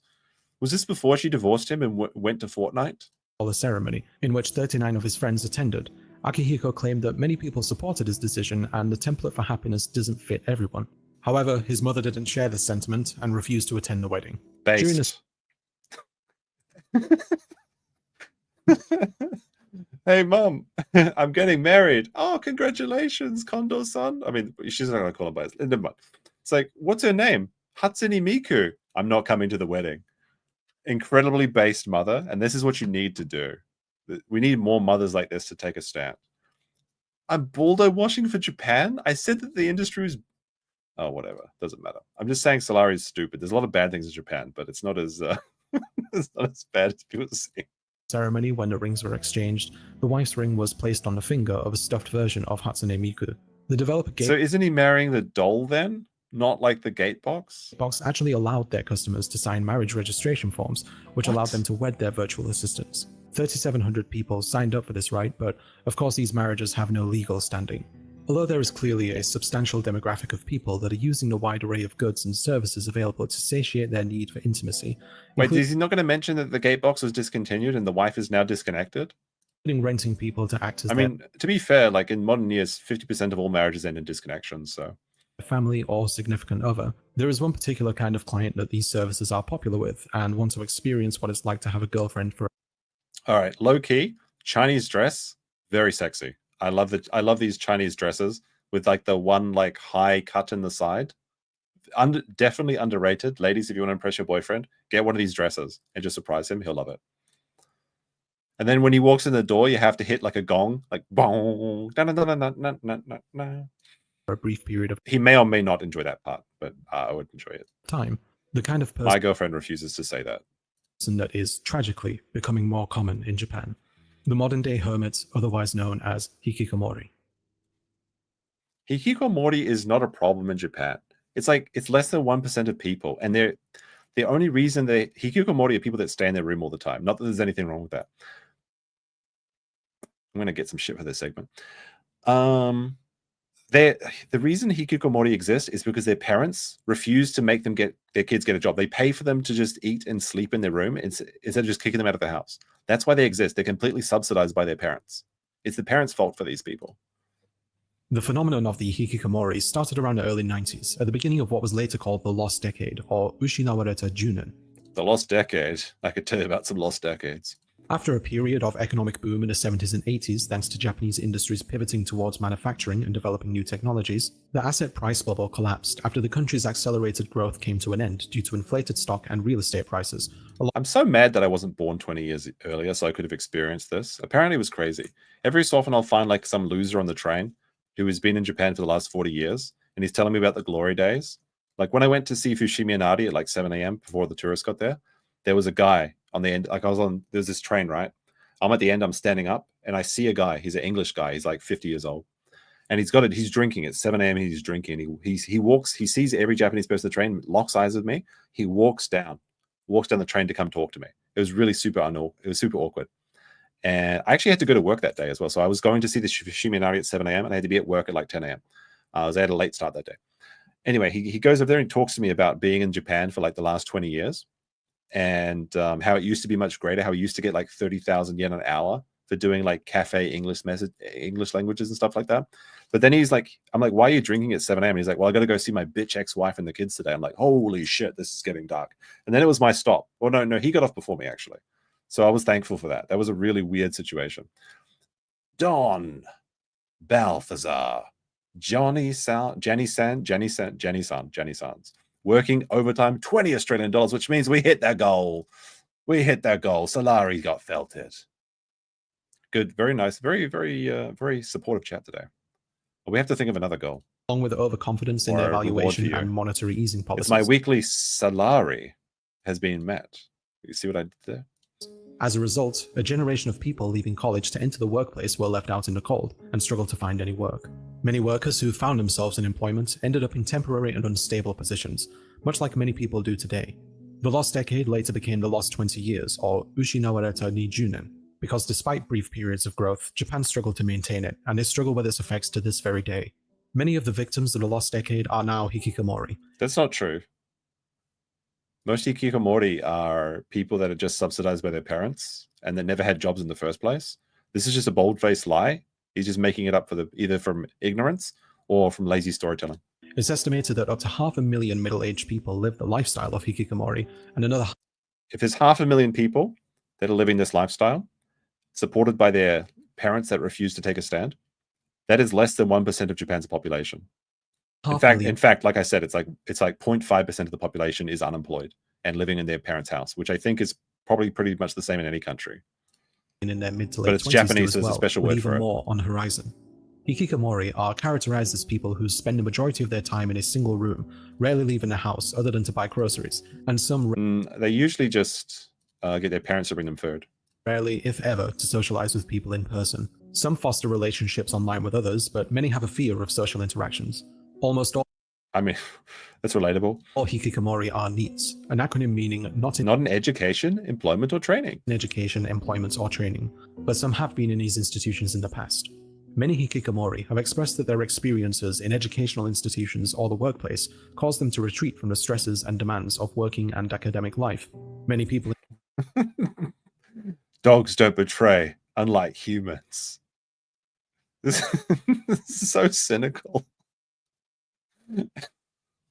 But humans train dogs to be like that. So surely there must be some good in humanity. I hate this like humanity's dark and edgy boomer shit. Like, you know what I mean? Al Jazeera. In Japan consider hikikomori to be lazy or work shy, but this is a gross oversimplification of a complicated issue. One common trait among the vast majority of hikikomori is that they suffer from some form of psychiatric problems, ranging from various conditions across the autism spectrum, including Asperger's. People with autism and Asperger's can do work. These people are hikikomoris because when given the option of staying home and playing video games, their parents decided, like, you know what, I'll just pay for you to play video games. It's the parents' fault. ADD, NOS, or pervasive developmental disorder not otherwise specified, depression, anxiety, and varying personality disorders. American journalist Michael Zeeland-Zeiger claimed that the behavior of hikikomori is close to that of people who suffer from PTSD, or oh my goodness, PTSD. You can't make me work. You can't make me work. I got PTSD. Post-traumatic stress disorder, and that they've discovered independent thinking and a sense of self that the current Japanese environment couldn't accommodate. Oh my goodness, this is such... They've discovered a way of thinking that people can't understand. I don't like going to work. This was back in 2006, and obviously little has changed, and the number of hikikomori has grown exponentially since then. Exponentially? How many hikikomori are in Japan? Apparently there's 1.5 million, so it's 3 times. Is that exponential? I don't know if that's accurate. That's the AI thing. I want to see some real figures. What do you mean? It is larger. It is like 20 years. I guess it's gone up a million more people. So what's gone up 1% in the last this is from 2008. So in 10, it's like 100,000 people, extra people per year. That's not that much. Older generations have a tendency to blame technology for enabling the lifestyle. No, it's the older generations that are to blame. Of the hikikomori. The seemingly endless amounts of media available at their fingertips, streaming services, video games, anime, and manga, all forms of escapism from the reality of Japanese life. However, even though technology has had a role in exacerbating the hikikomori lifestyle, there is no conclusive evidence that it's the cause. In a segment produced by France 24, we see Yusuke, a 32-year-old man who lives as hikikomori. With his parents? Spending most of his time in his room. In his room, not his apartment? Consuming media while avoiding interactions with the outside world. Like many hikikomori, he lives with his parents who take... There it is. Why are the parents paying for them to live like this? Say no. Have some courage. Like, holy shit. Oh, well, it's too awkward for him to get a job. We figured we'll just pay for him until we die, and then he'll be fine. Take care of him, but he also mentioned how they're ashamed of the way he lives. Yusuke... Your son... I'm ashamed of the way my son is. Anyway, I'm going to go bring my son's food to his room because he refuses to leave his room. I'll go cook him or buy McDonald's for him and bring it to his room. I'm ashamed of the way he lives. Oh my goodness. Fucking lazy parents. Treated to this life after traumatic experiences at university, where he was bullied by professors and teachers. Another person... What does he mean by that? Like, that's his account. What does he mean bullied by professors and people? This time, a woman, Alice Tanaka, talks about how she's experienced 2 phases of being hikikomori. Once while... All right, chat, could you fix her? In college, and another afterwards. She got a job and a boyfriend, but eventually relapsed into her old lifestyle. When Alice talks about the time when she was able to enter the world once again, she refers to it as being spared, as though living as hikikomori is a fate similar to death, and it's an understandable analogy. Being closed off from... Hold on a second. Let me see if I can find something very specific very quickly.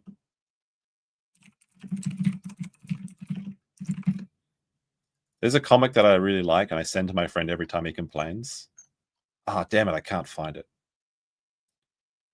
Let me see. If anyone can find me this comic, send it to me on Twitter or on Discord. There's basically it's like an old-fashioned style cartoon. So it's like an old-fashioned like 80s Superman style comic animation, and it's like a person's crying, and it's like everything in life is terrible. I better keep doing the same thing. I hate this mindset. It's so stupid. It's like, oh my goodness, living like a hikikomori is worse than death. I guess I'll just keep doing it. Well, congratulations. You know, at some point you have to be responsible for your own actions. From the rest of the world and living a solitary existence can make a person feel as though they might as well be dead. And despite the fact that older generations accuse technology of enabling this behavior, social media at the very least has given them a way to connect to the outside world in a safer space without the pressure of having to adhere to like before social media, they'd just be drinking.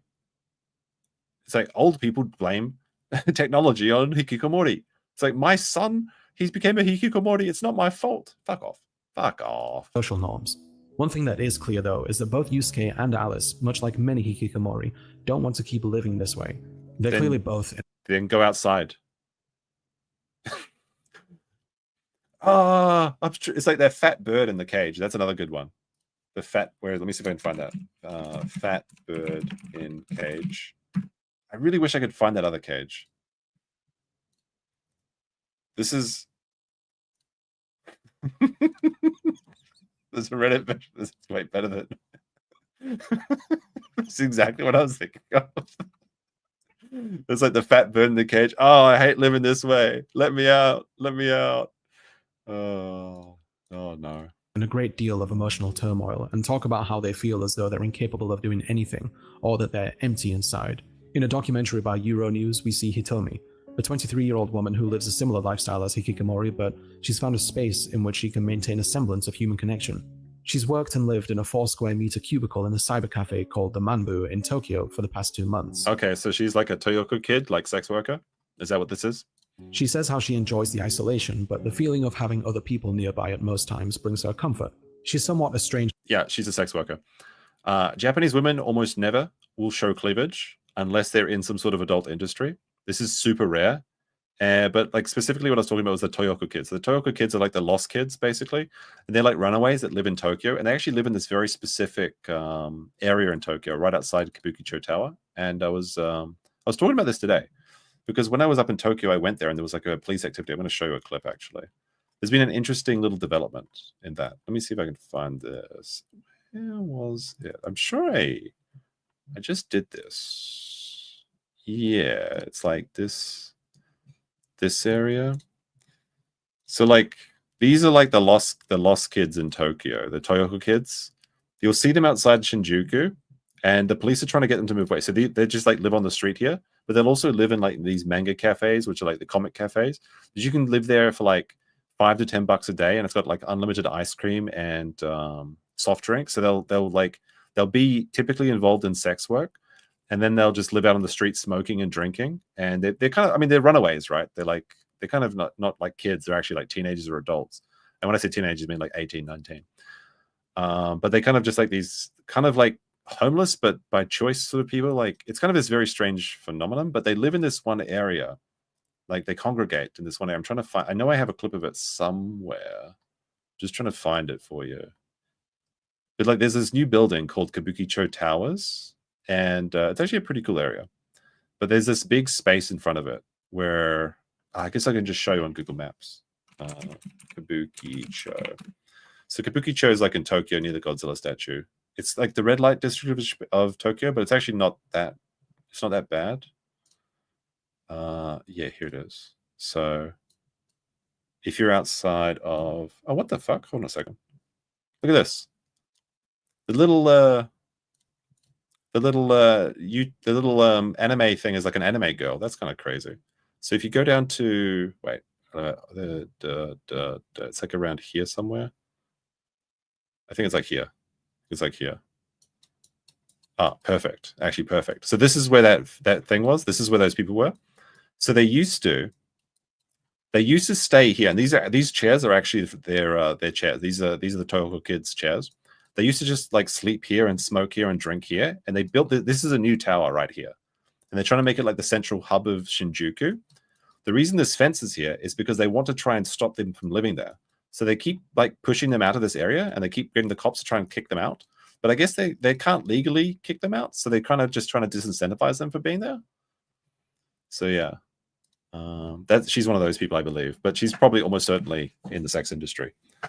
From her family, who she claims never gave much attention to her and opted to focus on her siblings instead. Hitomi also talks about how she's been in poor health for most of her life and didn't expect to live past the age of 20. Probably should start smoking then. 23, she doesn't know what to do with her life. In other words, death was Hitomi's only goal in life. She says that it's good to be alive, but she feels as though she's drifting along in life, and that her new goal is to be happy and joyful, and eventually become a masseuse. But like... She wants to give real massages. I told you. I told you. Like many others, she belongs to a lost generation, stuck in limbo while society demands more from Hitomi and people like her. Like many other countries, Japan unfortunately stigmatizes mental health, and in cases like the hikikomori, some see their behavior as a weakness, a personal failing, or a failure to adapt. I never felt loved, nothing of the kind, while he plays his Game Boy that his mother bought him, while she's cooking him food and doing everything from these. I kind of hate it.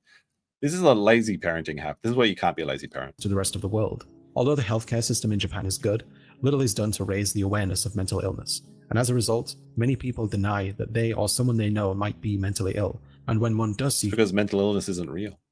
No, but just joking. But for real, Japanese mental health education is very, very bad. And a lot of people just ignore it. And you'll see like they'll sometimes just let them... People that obviously need help will be walking around the streets yelling and screaming. And everyone will just ignore them because it's kind of the way to just ignore these sort of problems in Japan. Help. The support system in place is lacking.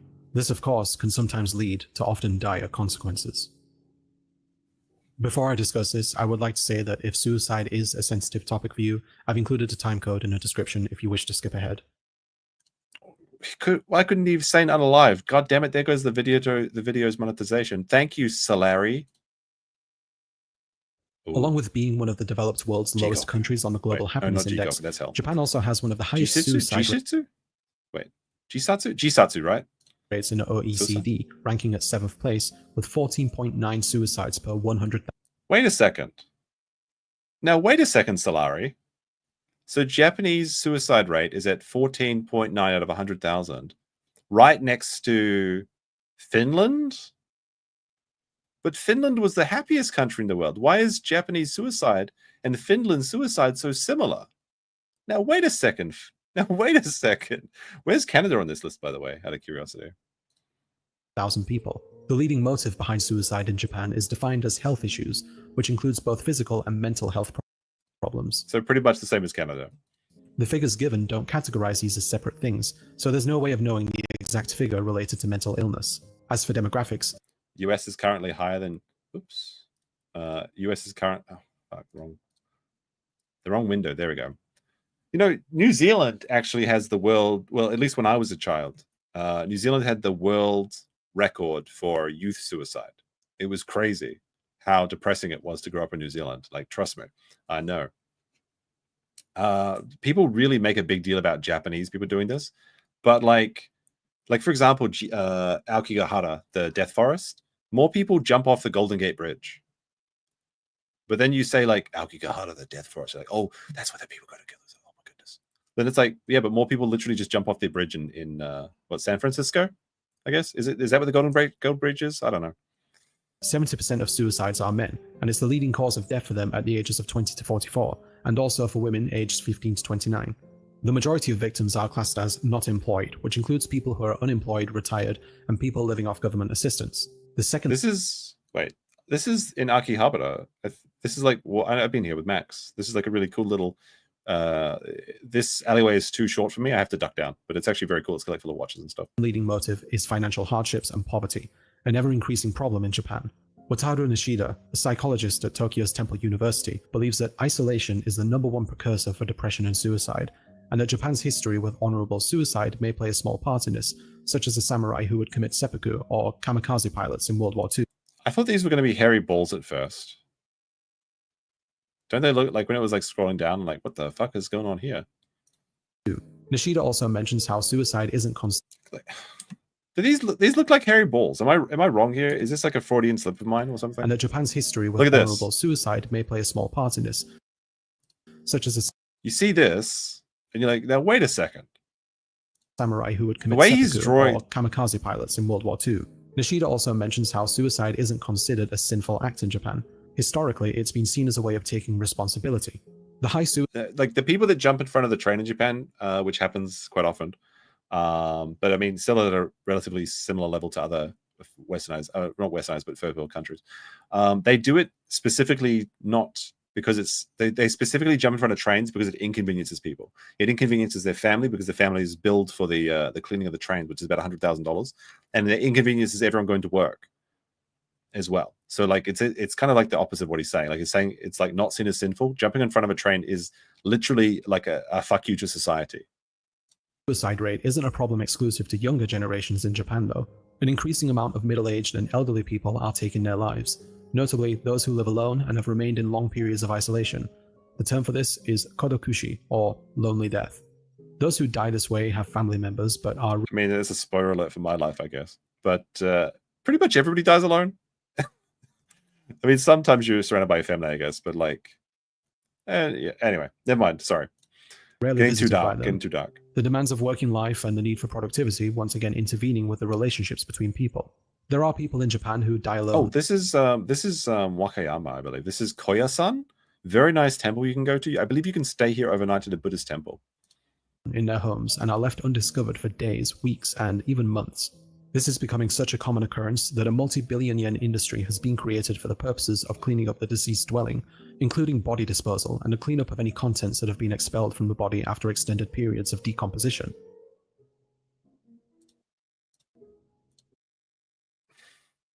This guy certainly didn't starve to death. I'll say that. His tummy, but never. That's really rude. That's really rude. I apologize. The cost for the cleanup of a mid-sized... Is that actually like his? I guess he melted there. That's gross. Apartment is around $5,000 US. Sorry, this is the. I really do apologize for that. You can dislike the stream if you don't like what I just said. That's fine. Services such as these aren't just for those who died by suicide. It's also for people such as hikikomori who have died from natural causes or accidents, but the growing need for them is a worrying trend. You may have also heard of Aokigahara, which has been dubbed the Suicide Forest, an area near the base of Mount Fuji. In Japanese mythology, it's said that Aokigahara is home to ghosts of the dead, but for decades now, the forest has become one of the most popular sites in the world to commit suicide. The reason because of that is because of a book. It's not because of ancient legends, although it is a very spooky place and there's some interesting geological things that happened here. But the reason that people off themselves in Aokigahara is because of the book Tower of Waves, in which it's like it romanticizes the death in this particular spot. That's why it's from decades, not because for all these times. But like I said, less people kill themselves here than they do on the Golden Gate Bridge, and nobody really sees that as a haunted location. Most commonly by hanging or drug overdose. Because of this popularity, local authorities have had to place signs in front of the forest, urging people who want to end their lives not to do so, along with including resources they can use to help them change their mind. In more recent years, so these are the strings. So there's a legend that if you walk into this forest and you leave the trail, you'll never be able to find your way back. So people tie these strings that lead back to the trails. So if you follow one of these strings, you'll almost always find like a death camp. Now, death camp is usually empty and usually people don't actually die there. But it's like people are like, they don't want to go through with it. So they make a tent. They stay in the forest for a few days, but they don't want to get lost because they're magical energies. So this is what these strings are. They always lead to like a tent and usually like some abandoned supplies and stuff. It's pretty spooky, honestly. Have even stopped publishing the number of deaths in Aokigahara in an effort to remove the forest association with suicide. It's actually smart. If you don't publicize these sort of things, it doesn't become like a trend. That's why people say you shouldn't name like serial killers and things like that. Unless you're in making fun of them. 2003, a record 105 bodies were found there. Oh, this is the Psycho Bat Cave. So it's Lake Psycho, which means like Western Lake, but it sounds like Psycho, like like PSY. CO? Is that how you spell psycho? I don't know. So the Psycho Bat Cave, Psycho Komori Ana. So like the West Lake Bat Cave, but it sounds like the Psycho Bat Cave. It sounds so extreme. I've been here. It's actually pretty cool. There's like around Aokigahara, there's all these caves. There's the wind tunnel, the wind cave. There's the ice cave. There's the bat cave. There's all sorts of caves. It's pretty cool. I like this around Mount Fuji. It's pretty neat area.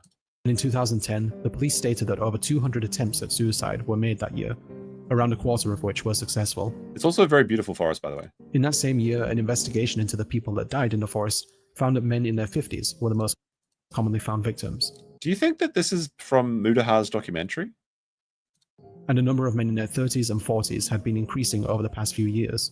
57% of all suicide victims. So he found a note that says, don't underestimate the mysterious Buddhist monk. This is just some weirdo having a bit of a laugh, writing something spooky and putting it in the forest. Victims were out of work just before they died. Given their age range, it's extremely likely that they all suffered from the effects of the lost 20 years. 今までの人生、嫌なことしかなかったので来ました。誰も探さないでくれ。A few hundred years ago, it would be common for the Japanese to confront death and be in the presence of loved ones before it happened, who would then assist in burying them. But because of the fragmented lives many people... Is that true? I mean, if someone's sick and they're going to die, you go to the hospital, sure, but like, assist in burying them? No, most Japanese people are cremated. What is he talking about? ...will live, burdened by the demands of capitalism. There's less of... He said the magic word! BP gave me this, like, bird whistle. Do I have to put water in this or something? I don't know. I think it's one of those water whistles. That's the capitalism count is up to 3. There we go, 3 on the capitalism counter. Opportunity to be close with loved ones, both in life and in death.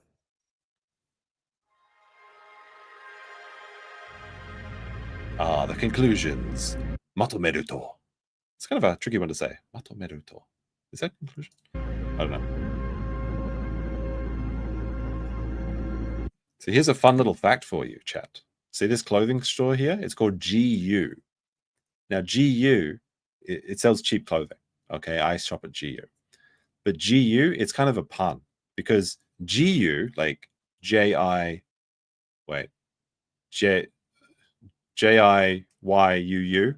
GU is like freedom. So it's like GU, it means freedom. But I don't know what it has to do with clothing. But that's why they call it GU. Because it's freedom, yeah.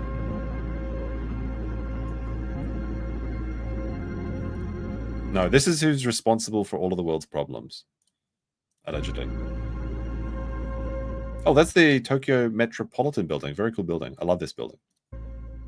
One thing that I intended to make absolutely clear throughout this video is that in no way should we promote the idea that in order for Japan to escape the situation they find themselves in, they should abandon their cultural norms and traditions in order to adapt to modern working conditions. This is some poor warp stabilizing. You can see the wobbling in the frame. Look at this. They should abandon their cultural... This is going to have a very unnatural wobble up here, and this comes from camera stabilization fighting against warp stabilizer in Premiere Pro. Norms and traditions in order to adapt to modern working conditions and the demands for... It's a sign of a very lazy editing. Productivity. In fact, I endorse the complete opposite of that. That labor, be it in a system based on capitalism or anything... He said the magic word! I think this is going to be the bonus round where we get a lot of things in. Hold on, I have to go back. I was too distracted by the camera. All right. Yeah, that in order for Japan to escape the situation they find themselves in, they should abandon their cultural norms and traditions in order to adapt to modern working conditions and the demands for productivity. In fact, I endorse the complete... But Japan doesn't have a demand for productivity. It has a demand for you to be at work for a long time. You don't actually do very much at a Japanese job.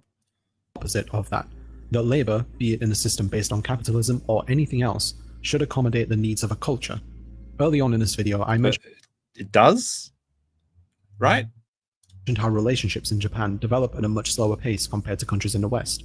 This is how you said that, but you didn't actually show any proof from it. This is nice.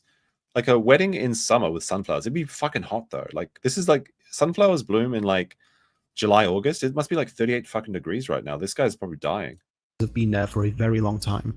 When it comes to something like dating and making friends, we have our own process and they have theirs. What I aim to illustrate here is that the process of developing bonds with other people has been severely disrupted by the absurd amounts of productivity that workplaces and even the Japanese government want from people. Also, how the Japanese government wants people. Wait, is this like... You have to put your face on an 8% tilt to be cute or some shit? Cultural norms created by work, such as not leaving work until your boss does or doing as much overtime as possible, has exacerbated these problems. And unlike those personal norms that have existed for a long time, the ones related to work and productivity have been created as a means of maintaining workplaces with the highest amount of productivity possible. And not only are they alienating people from each other and hindering personal growth, they're sending people to an early grave. It is but the lifespan in Japan is one of the longest in the entire world. People talk about the Japanese lifestyle like crazy. Easy to believe and accept that loneliness is a personal failing. That those who live solitary lives but want to connect with others. It kind of is, to be honest. Like, if you're lonely, I'm sorry, but it's actually your fault. Because it's like, nobody's going to take charge of your life and do things for you. It's nobody else's responsibility to be your friend. You have to go out there and make friends. That's why it's called making friends, right? You have to go there. It is. I'm sorry. Like, if you're going through a bad time right now, you're lonely. I'm sorry, it sucks. And it's going to be sucking for a long time because you're going to have to go out there and do the hard work to make friends. And I say this as a very awkward person. I'm very introverted. I just want to stay home and play video games. But I had to force myself to go out and go to places where there are other people because I felt that I needed that social interaction. And it's not going to change until you make a change for it. It's not society's fault. Maybe society put you in a bad state. Maybe your parents didn't do the work socializing you as they should have when you were younger. But the only person that's going to fix it is you. Aren't willing to put in the effort to do so. But this is only a part truth and a simplistic view of a problem which has an institutional origin. The industries which have arisen and the products created as... This is some... What the fuck? What is going on here? First of all, this guy's a K-On! Fan. That's a big red flag. Second of all, oh my goodness, it just gets... Like, this picture gets worse the more you look at it. It's not just one love doll. Or one doll. I assume it... I mean, you don't own a doll like this and not fuck it, right? I think we all know that. Like, I'm telling you the truth. This is the way it is. Not only does he have one, he has 6 of these things in this one frame. If you're gonna I'm not into this sort of stuff, okay? When Nick was doing those shows with Dollhouse Phil, those are really entertaining, really funny. Those are like the old Nick that I miss, and those are some good episodes. But like when Dollhouse Phil was talking about the love doll industry on those shows, they had sexy dolls, right? Who decides that they're gonna forego women and go for the plastic girlfriend, the plastic blue pill or whatever, and then they choose these faces? Like, this is a weird. Like, this guy is like too level. Even the people with regular sex dolls think this guy's weird. Like, look at these faces. Who's attracted to this? Just come with me. Oh, come on now. Come on now. But look at the extreme ZR on this chick. He's not even dressing them correctly. This is like a 2. It's supposed to be a 1. Also, you can see here. Oh no, that's actually the leg of. I thought this was their ass hanging out, but it's actually the leg of the other doll. The result of loneliness are a testament to the fact that the people of Japan still... Sexy dolls, what a thing to say. Have you never seen Pay Money? There's a streamer on Twitch, one of the only good Twitch streamers. He's called Pay Money Wabi, and his chat paid for him to get one of the thick thigh sex doll. Let me see if I can find this. Pay Money Wabi doll. Let me see if I can just search. This is a really funny. Like, this is a fantastic video. Like, let me see if I can find it. Where is this? You know, like the really thick one that people were talking about? She was wearing like a hoodie. I mean, what am I talking about? It's a thing. God damn it, I can't find it. Where's Pay Money? Somebody's got to know this. Okay. First I got to Pay Money Wubby's this one. All right. I gotta find this. I gotta redeem myself in front of the chat. When the chat sees this, they'll understand me. Let me see. If I search for doll, maybe he unlisted it. Maybe he unlisted it because it was flagged for. I don't want to type in my search bar for this doll because then it's going to give a weird result. Should I just drop this? Should I wait? We got to go back to that frame with that weird guy, because then when people see this, even if I'm just like typing something on my screen, they're going to be curious about what I'm talking about. Let me see. Okay, I'm going to risk searching thick. I'm not going to type in sex doll. Love doll. Is it this one? Dominique? Wait, what is this? Hopefully this... God, I hope my screen isn't being shown. Oh, this is the one I was thinking of. This is the one I was thinking of, but this... I can't show this. I can't show this. How do How? Oh fuck! I thought I saw. I just had a mini heart attack because I opened this screen and I can see this. I can see this now, and I thought it was showing my other screen. I'm gonna take this off the screen. I'm gonna let me see if I can find this. I'm gonna open this and I'm gonna be very careful with it. This is like doing surgery. I'm like sweating right now because I have to not fuck this up. Okay. Okay, this should be fine. Okay, this should be fine. This should be fine. This is risky. Do I risk it? Okay. This is the one that this is the one that went viral on the internet for a while, okay? Okay, the super thick one. Okay, I've censored this one correctly, okay? This is the super thick one that went viral like 5 years ago or something. Now, Pay Money Wubby, he bought this and then he did the unboxing and then he like made it like a character in his show, and he was talking about how heavy this was, and he couldn't even, because this thing is super thick, and like he could barely struggle to even like bring this out of like the out of his thing. But like, if you're gonna be like a degenerate with a doll, right? Are you gonna choose this thing, like this monstrosity, or like this thing? Okay, there are levels here. I'm not saying either of them are good, but given the choice of A versus B, what are you gonna pick? It's called Jasmine. Okay, apparently it's called Jasmine. I thought it was called Dominique. See, someone redeemed me here. Okay, it's not just me. It's not just me. Somebody knows what I'm talking about. You've got to invest the money if you go. Yeah, exactly. Created as a result of loneliness are a testament to the fact that the people of Japan still want intimacy. They both look retarded. Have you seen Real Women? Sorry. I'm gonna try and piss off as many people in this. I apologize. Okay, I apologize. Oh dear. I gotta piss off as many people. All the Japan bros getting pissed off. All the women are getting pissed off. All the socialists are getting pissed off. The only people that are enjoying this stream are the capitalists that like seeing socialists suffer. Both emotional and physical. But the barriers that are keeping them from attaining human connections are insurmountable, and at times almost impossible for a single person. I think this is Hokkaido. This is, I believe, Hakodate. I'm not sure.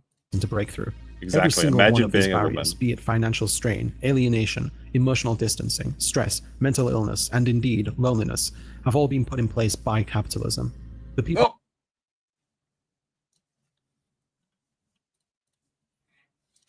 of Japan have been stretched to their limits over and over again throughout history, yet still managed to persevere. As early as the Mongol invasions in the 13th century, to the tragic and needless atomic bombs that were dropped on Hiroshima. Were the Mongolians also a result of capitalism? Like, for some reason, Japan just got super lucky. Every time the Mongols tried to invade, a tsunami destroyed their fleet. That's why it's called the Kamikaze, the Wind of God. Like, they just, like, it happened like 3 or 4 times or something. Maybe it was at least 2 times, but possibly 3 or 4 times. Every time the Mongols tried to come over, they just decided to come over in summer for some reason, when it's like typhoon season.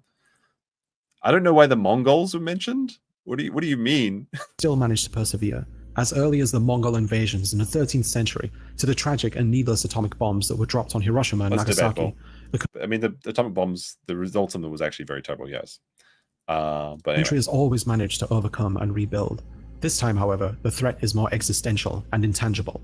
It's a slow and painful demise that the country's people are suffering as they're being guided by the invisible hand. The Japanese of capitalism? Population across all ages have been suffering for over 30 years now. Almost every waking moment of people's lives there is dominated by an endless need for labor and productivity, leaving little time for personal growth, pleasure, and building and maintaining relationships with friends, lovers, and families. This just simply isn't true. His conclusions he's just making up. Yes, people in Japan usually have one hobby, and yes, people spend a lot of time at work, but like the endless need for labor is just not true. Like I said, they're outsourcing a lot of the labor to robotics and third world countries and immigrants. The average Japanese person isn't going in and doing like 8 hours of backbreaking labor. They're sitting at their desk for like 4 hours and then maybe doing 2.5 hours work and then drinking the rest of the time after work. Relatively new culture built around maintaining one's career above all other aspects in life is literally killing people. It shouldn't be ignored, and it most definitely should not be accepted. There is something important to be learned from the problems Japan... I mean, he says it's literally killing people. But the actual thing he talked about was only 150 people out of 130 million people. faces, though, a lesson that we should all take heed of. The rest of the economic world is not immune to these same crises. In fact, in countries such as America and even my home country, the UK, it's happening right now. Most full-time positions are at minimum 40 hours or more, an amount which is excessive for the vast majority of jobs. This reminds me of when the Redditors, the anti-work subreddit Redditor, came on and did an interview, and he turned out he was like a dog walker that worked like 2 hours a week or something. I mean, I think that you could have a shorter work week. Absolutely. I think like a 3 or 4 day work week, we could actually build a society around this, but that would entail removing a lot of needless wastage because the average person doesn't work 8 hours a day. They go to work for 8 hours a day. They don't do work for 8 hours a day. They'll go to work. And this is this is going to be very based on my situation and very, I'm not like a truck driver, I'm not a forklift driver or anything like that. Okay. But like an office job, those are the jobs that I've done. You go into work at like 9 a.m. You dick around for like 30 minutes having a cup of coffee or talking with the boss or chit-chatting or something. Then you sit at your desk and read your emails for another hour. Then maybe I'm just self-snitching right now. And then you do like a couple of hours work, and then it's like lunchtime. And then you come back, you do a little bit more work. And then it's like 3, 4 o'clock at that point, and you're just kind of counting down the clock till 5. And then you're doing like kind of like busy work and stuff. So we could absolutely cut down the work week to a shorter time. I am fully in favor of that, but that's not socialism. It's just more effective capitalism. 12-hour work shifts are awesome. I disagree. You got to go to work. You got to go to work for 40 hours. You don't actually work for 40 hours. Yeah. Also, you should be shitting on the company's dime as well. That's a sneaky way to steal pennies from your employer. Spending 30 minutes in the toilet every day, even if you're not actually shitting. Many workplaces will expect you to commit to overtime whenever you're asked, and if you don't accept, they'll hold promotions or wage increases to ransom. That's why you got to be a valuable employee and you just tell no. Like a lot of people who work in these jobs or work in any jobs don't have any backbone. You have to have the ability to say no. And even if you're a low-level employee, like, well, I can't say no to my boss. Just try it, see what happens. Productivity is at an all-time high, while wages have stagnated for the past 40 years. Whilst job searching, you may be applying for one position, but in reality, you'll be expected to do whatever is asked of you, with no reward for doing so beyond your basic pay. If you've been on a job... Because you've got to make money for the company, yes. Otherwise, you're not worth employing. Like if you're not a net benefit for the company, why should it be paying you any money? Job hunt before, try to think back on how many listings said that you'd be required to wear multiple hats. It's a cute term for employers to use, when in reality it means they want you to do the job of several employees so they don't have to hire anyone else. Not necessarily. It just means most people don't have mono roles where they do one little thing. You know, like you sign up for the company to do the hammering job and you're like, hammer, hammer, hammer. They're like, can you do some sawing instead? It's like, oh, I didn't sign up for this. You hired me on as a hammerer. I'm not going to saw shit. It's like, well, actually, you have to wear many hats at this. Like, yeah, most people's job involves a variety of roles. Like, oh my God, this guy just hates working. The guy that puts out one video every other month is complaining, oh my goodness, this must be a disaster. I'm not even joking. He literally has PTSD of going to jobs. If you weren't seeing the first Salari video that we watched like months ago, he talks about like it's so cringe. You've got to, if you're enjoying seeing him being cringe, you've got to check out this video, which is not this one's good. Things will keep getting worse. That's a pretty good one. That's like actually like depression porn. But there's another good one. Why this job sucks, where he complains about being a YouTuber. Let me see if I can find this real quick. Hold on a second. So if we go to follow the transcript and search for financial, let me see, abuse. Is it not in this one? Oops, that's how you spell it. Is it not this one? Which is the one where he complains about financial abuse? That's the banger of the video. I guess it's not YouTube. Which is the video? Is it? Why do you hate your job? Maybe he deleted it. I'm not sure. There's one where he literally talks about financial abuse. It's funny. It's so fucking funny. For many people, one job simply isn't enough. Around 5% of Americans have multiple jobs, which is around 13 million people. Wait, so like for most people, one isn't enough. 1 in 20 people have a secondary job. Employment is 5% is like 1 in 20. Stable in the West either. Non-contract jobs are becoming increasingly common, and in a country like the US where your health insurance is tied to your employer, if you have a long-term health issue or get into an accident, you could be in an extremely dire situation.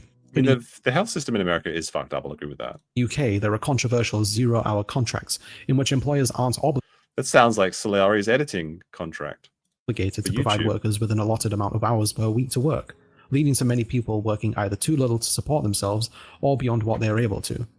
Many businesses give... Look at all these journalists that have learned to code. Good for them. Less than a day's notice for when they want someone to come into work, leading to unstable lives. And it's not uncommon for businesses to reprimand employees for not being able to come in when they're asked, even though zero-hour contracts were originally created to give part-time and casual workers flexibility in their work lives. Almost every day of the week, people are robbed of their time and labor, while the stresses in... I do not answer my phone. Like, I mean, if I was a doctor or some shit, yes, I would answer my phone when I'm on my vacation or when I'm...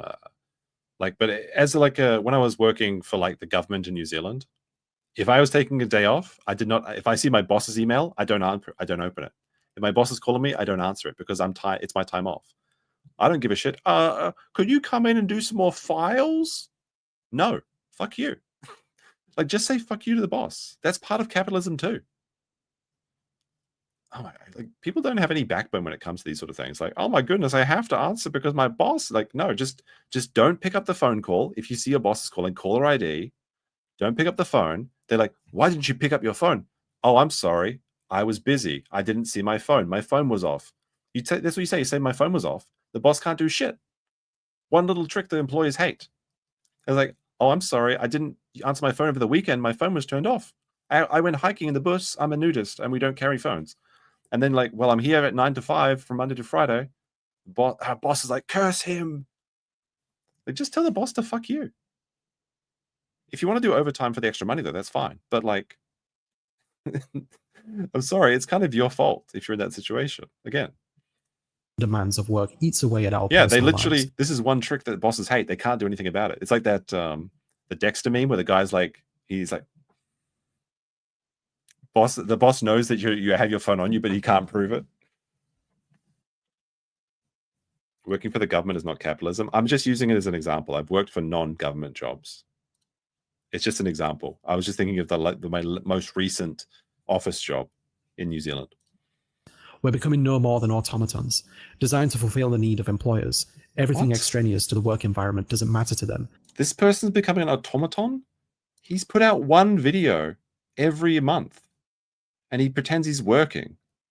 He's playing video games 1 month ago, playing video games 3 months ago, playing video games 5 months ago, 7 months ago. Things keep getting worse. Things keep getting worse because you put yourself in this dumb fuck situation. That's why you're only getting 5,000 views a month when it's your job. That's why people are paying you $280 a month because you're not putting out anything for people to do, for to watch, to consume. Meme confirmed for suckling the government's teat. He's a bum. Oh my goodness. And if it was up to them, you would abandon the things that you care about if it made you I can make the chat really angry too. The last job that I had in New Zealand was working for the government at the Carbon Trading Emission Commission. Yes, that's right. I was working for that fucking scam. The Carbon Trading Emission Commission. And you know what happened one day? One day we had an office meeting, a floor meeting, and the whole office came in. And we were talking about things, and they start every office meeting in New Zealand with a Maori greeting. And then, I kid you not, a woman stood up and she wanted to talk about the threat of doxing government employees because of Kiwi farmers and stuff. I'm not even joking. Because in New Zealand, there's something called the ombudsman or something. Ombudsman,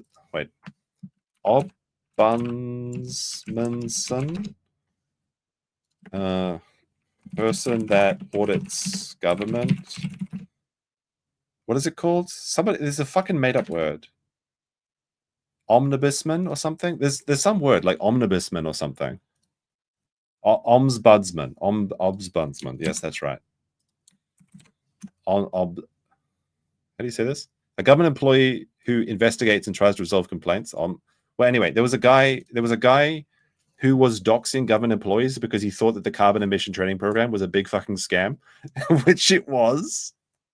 And there was the resident woman on the block who was living as a woman, was very upset and concerned for her safety because the ombudsman might get the government employees' names and put them on the Kiwi farms, or various other websites. I'm not even joking about you. They literally gave the person wearing a dress to the office when they were not a dress-wearing person, was very concerned about being doxxed. And I was just sitting there trying to hide my power level at that time. That was the last government job I had. It was very funny. And it was a big fucking scam. Have fun. The pay was good, so I don't care. Better worker. So we have to ask, how does a country like Japan bring itself out of its current situation? Right now, there are government programs in place that are attempting to remedy the issues such as the low birth rate, declining population, and the increasing elderly population, and even assisting hikikomori get back into the workplace. BP told me something that, like, in Nagano, they used to just push old people off the cliff or something. I can't remember the entire story, though. Government-sponsored group dates called konkatsu take place to encourage people to find a spouse, but the requirements for participation... The government-mandated girlfriends. She's like, oh man, do I have to? And like Abi-san is standing behind her with a gun. So have sex. Are extremely limiting and still adhere to gender roles that are becoming outdated. They may require male participants to be in permanent... What does this sign say? Oh yeah, it is. It is the konketsu or whatever. Well, it's just like, yeah, konkatsu. Yeah, like marriage life thing in Oyama 2017. Meet someone special. It's just like a marriage, like get-together party. It's gender roles that are becoming outdated. Look, they may require male participants. Look at all these lonely people that couldn't find a girlfriend. And she's like, I have to be here with these losers. And then you've got this guy's like telling you to have sex, like the guy in the mascot. Dates called konkatsu take place to encourage... Oh, apparently konkatsu is matchmaking parties. Konketsu is half-breed. Okay.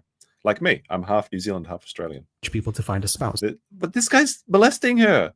What the fuck? This is why he's not married. He's literally touching the chick's tit right there. Look, that's where her tits would be if she had some.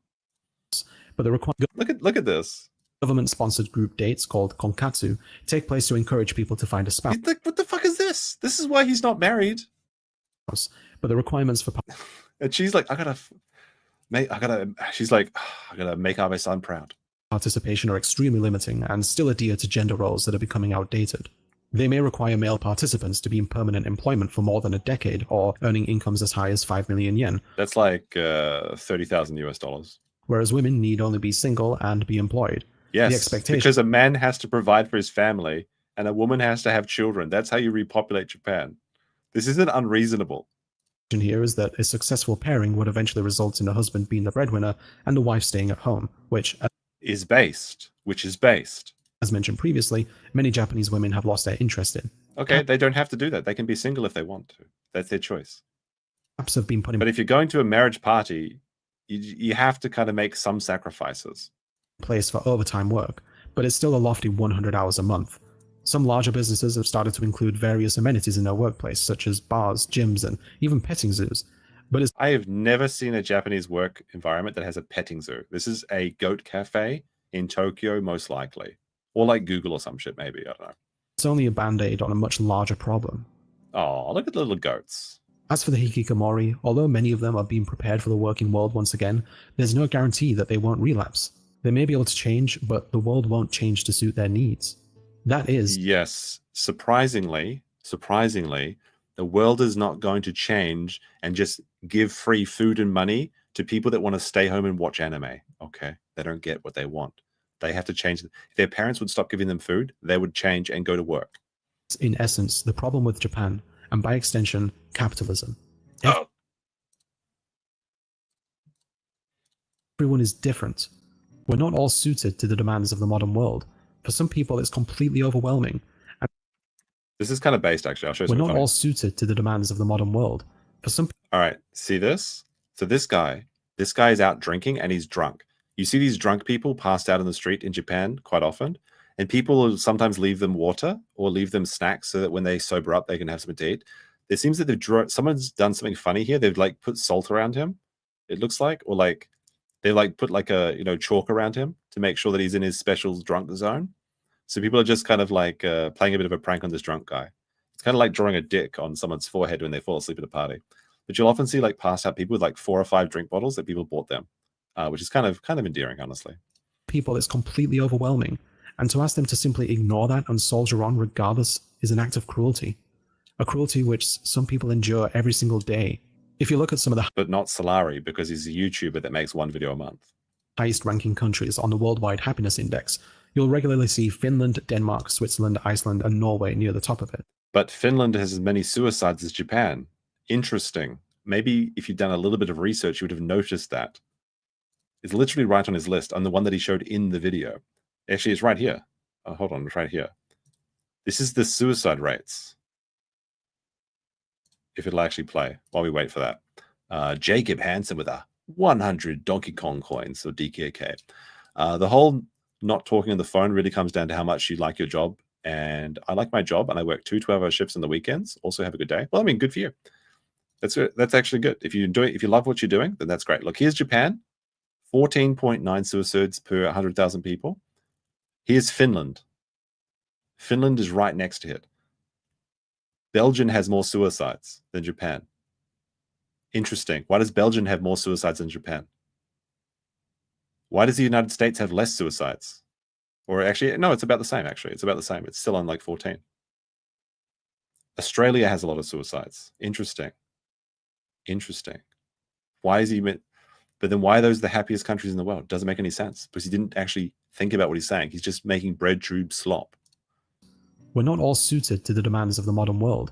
For some people, it's completely overwhelming, and to ask them to simply ignore that and soldier on regardless is an act of cruelty. A cruelty which some people endure every single day.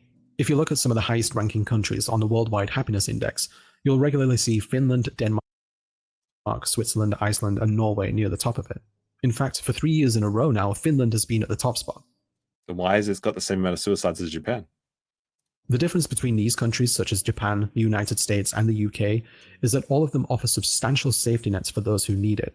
Free higher education, universal healthcare, childcare, extended maternity and paternity leave, substantially short... What's the birth rate in Finland? Out of curiosity. I don't know if this is gotcha or not. Finland birth rate.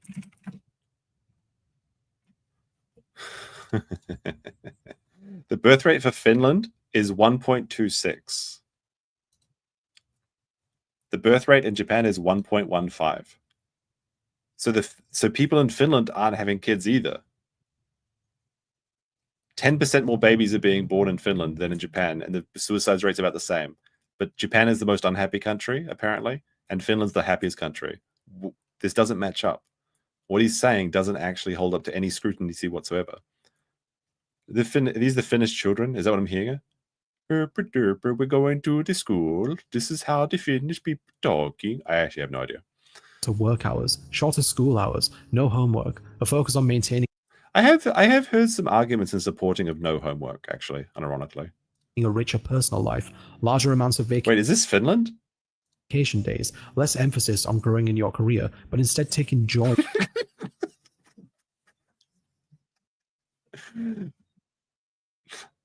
This cheeky little guy, like he knows he's that one of these things is not like the other. Look at this average Finnish country, and they snuck in one. Look at him, he knows. He knows. Look at this smug little face. Oh, so smart. Look at him. He just knows. He just knows this is that. Oh my goodness. Larger amounts of vacation days, less emphasis on growing in your career, but instead taking joy in what you... He's like laughing. He knows what's happening here. Do it's and empowering funny. collectives of workers. They're doing something right in these countries, and the rest of the world needs to pay attention. If Japan continues the best thing about the Swiss in these countries, and the rest of the world needs... Do you know what the best thing about the Swiss is, chat? Tell me, let me see. What is the best thing about Switzerland and the Swiss? I'll give the chat a couple seconds to catch up, because there's always a bit of a delay. Cheese? No. No, that's not it. Chocolate? I don't know. To be honest, chat, I don't know the best thing about Switzerland. But the flag is a big plus. Needs to pay attention. If Japan continues down the path that it's on, it won't end well. It's a tragic irony that the country that for the longest time had the highest life expectancy in the world is losing people of all ages to hopelessness and isolation.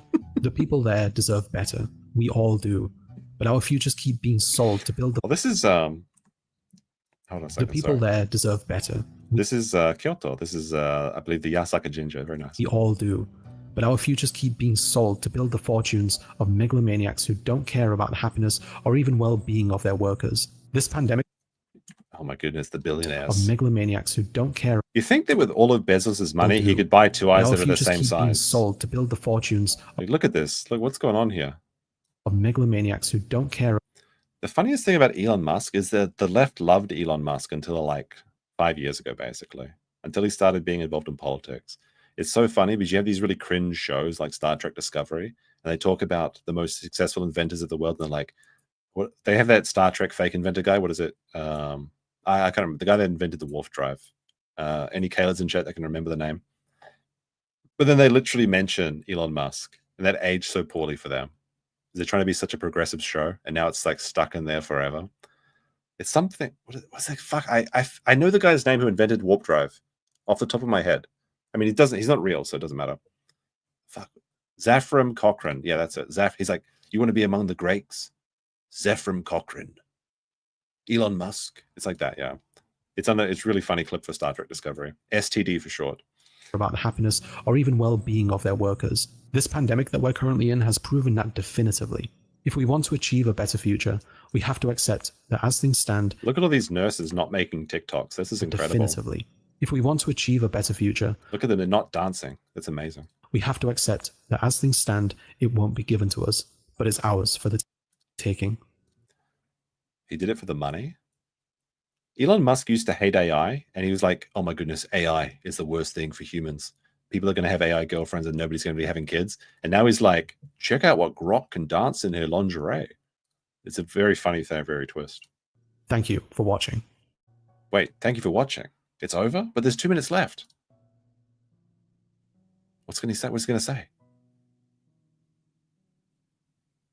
If your situation ever becomes too painful to endure, remember, it's okay for you to escape your problem.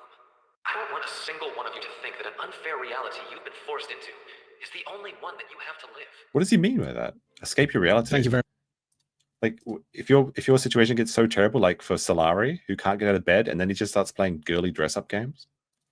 Where are we? Miteru. Miteru. Mitekure arigato. Thank you for watching. Especially if you made it through to the end. This has definitely been my most... I do like this neon sign, by the way. So I will say one nice thing about him is that whoever edited this, it wasn't Salari, but whoever did make these graphics is a good editor. Project yet. I did a lot of research into it, which Not I enough, put in a Google Doc in the description. If I butchered any pronunciations, then I'd like to apologize. I consulted some people about translations, but if I got anything wrong, then please let me know. No, he consulted them, he didn't pay them. I also want to say how grateful I am to all my new subscribers and everyone who's been watching my videos recently, both from Fault Slime and those who have found me by chance in their recommendations. I've received so many wonderful comments and great feedback. It's genuinely been overwhelming, and it really encourages me to keep doing this and continuing on, knowing that it might actually lead somewhere now.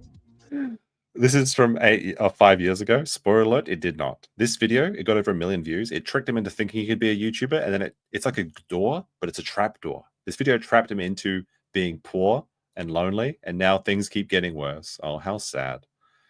You hate to see it, don't you? You hate to see it. Oh my goodness, so funny. All these doors keep opening, but they're trap doors. That's the best line from Malcolm in the Middle ever. I love that line so much. I got partner status with YouTube recently too, which... I'm muted? I don't think so. So thanks to you. I really can't thank you enough.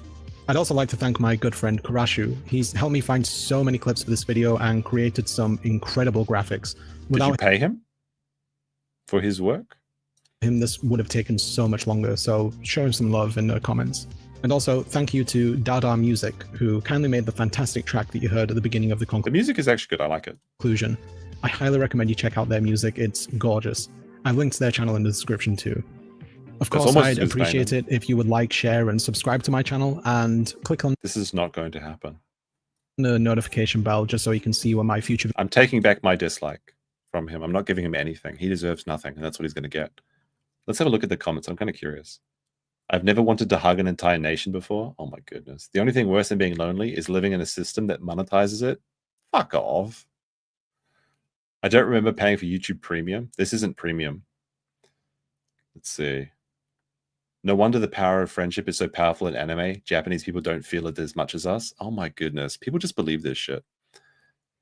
Should we watch another Salari video next time or in the future? He has one video I want to see. He has a video called BoJack Horseman, the most depressing cartoon ever. I really want to see it because it's real words, but with a horse. I'm very curious to watch this. Did we watch this video? I can't remember. Not tonight, but like 1 month from now or something. Oh my goodness. The capitalism count was at 6, which means it was 1 capitalism per every 8 minutes over 50 minutes. Oh, that was fun. I haven't seen him in a while, and he's got 100,000 subscribers, so I'm allowed to make fun of him because he's big. He's like 4 times larger than me. Good for him. Shame it's not paying off. It's like, wait a minute. I wanted to be a communist, but then get paid a lot of money for doing so. And now people aren't paying me money, and things keep getting worse. But at least he can play his Infinity Nikki. Like, I'm not even joking. Like, look at this video. Look at this video. I'm going to mute it for a second, but look at this.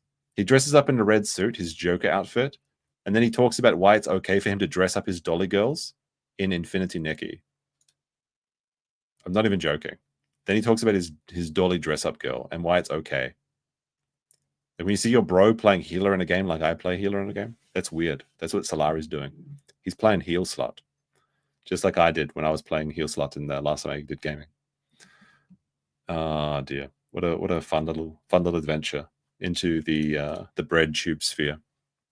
All right, guys, that's a bit longer than I was planning to go today.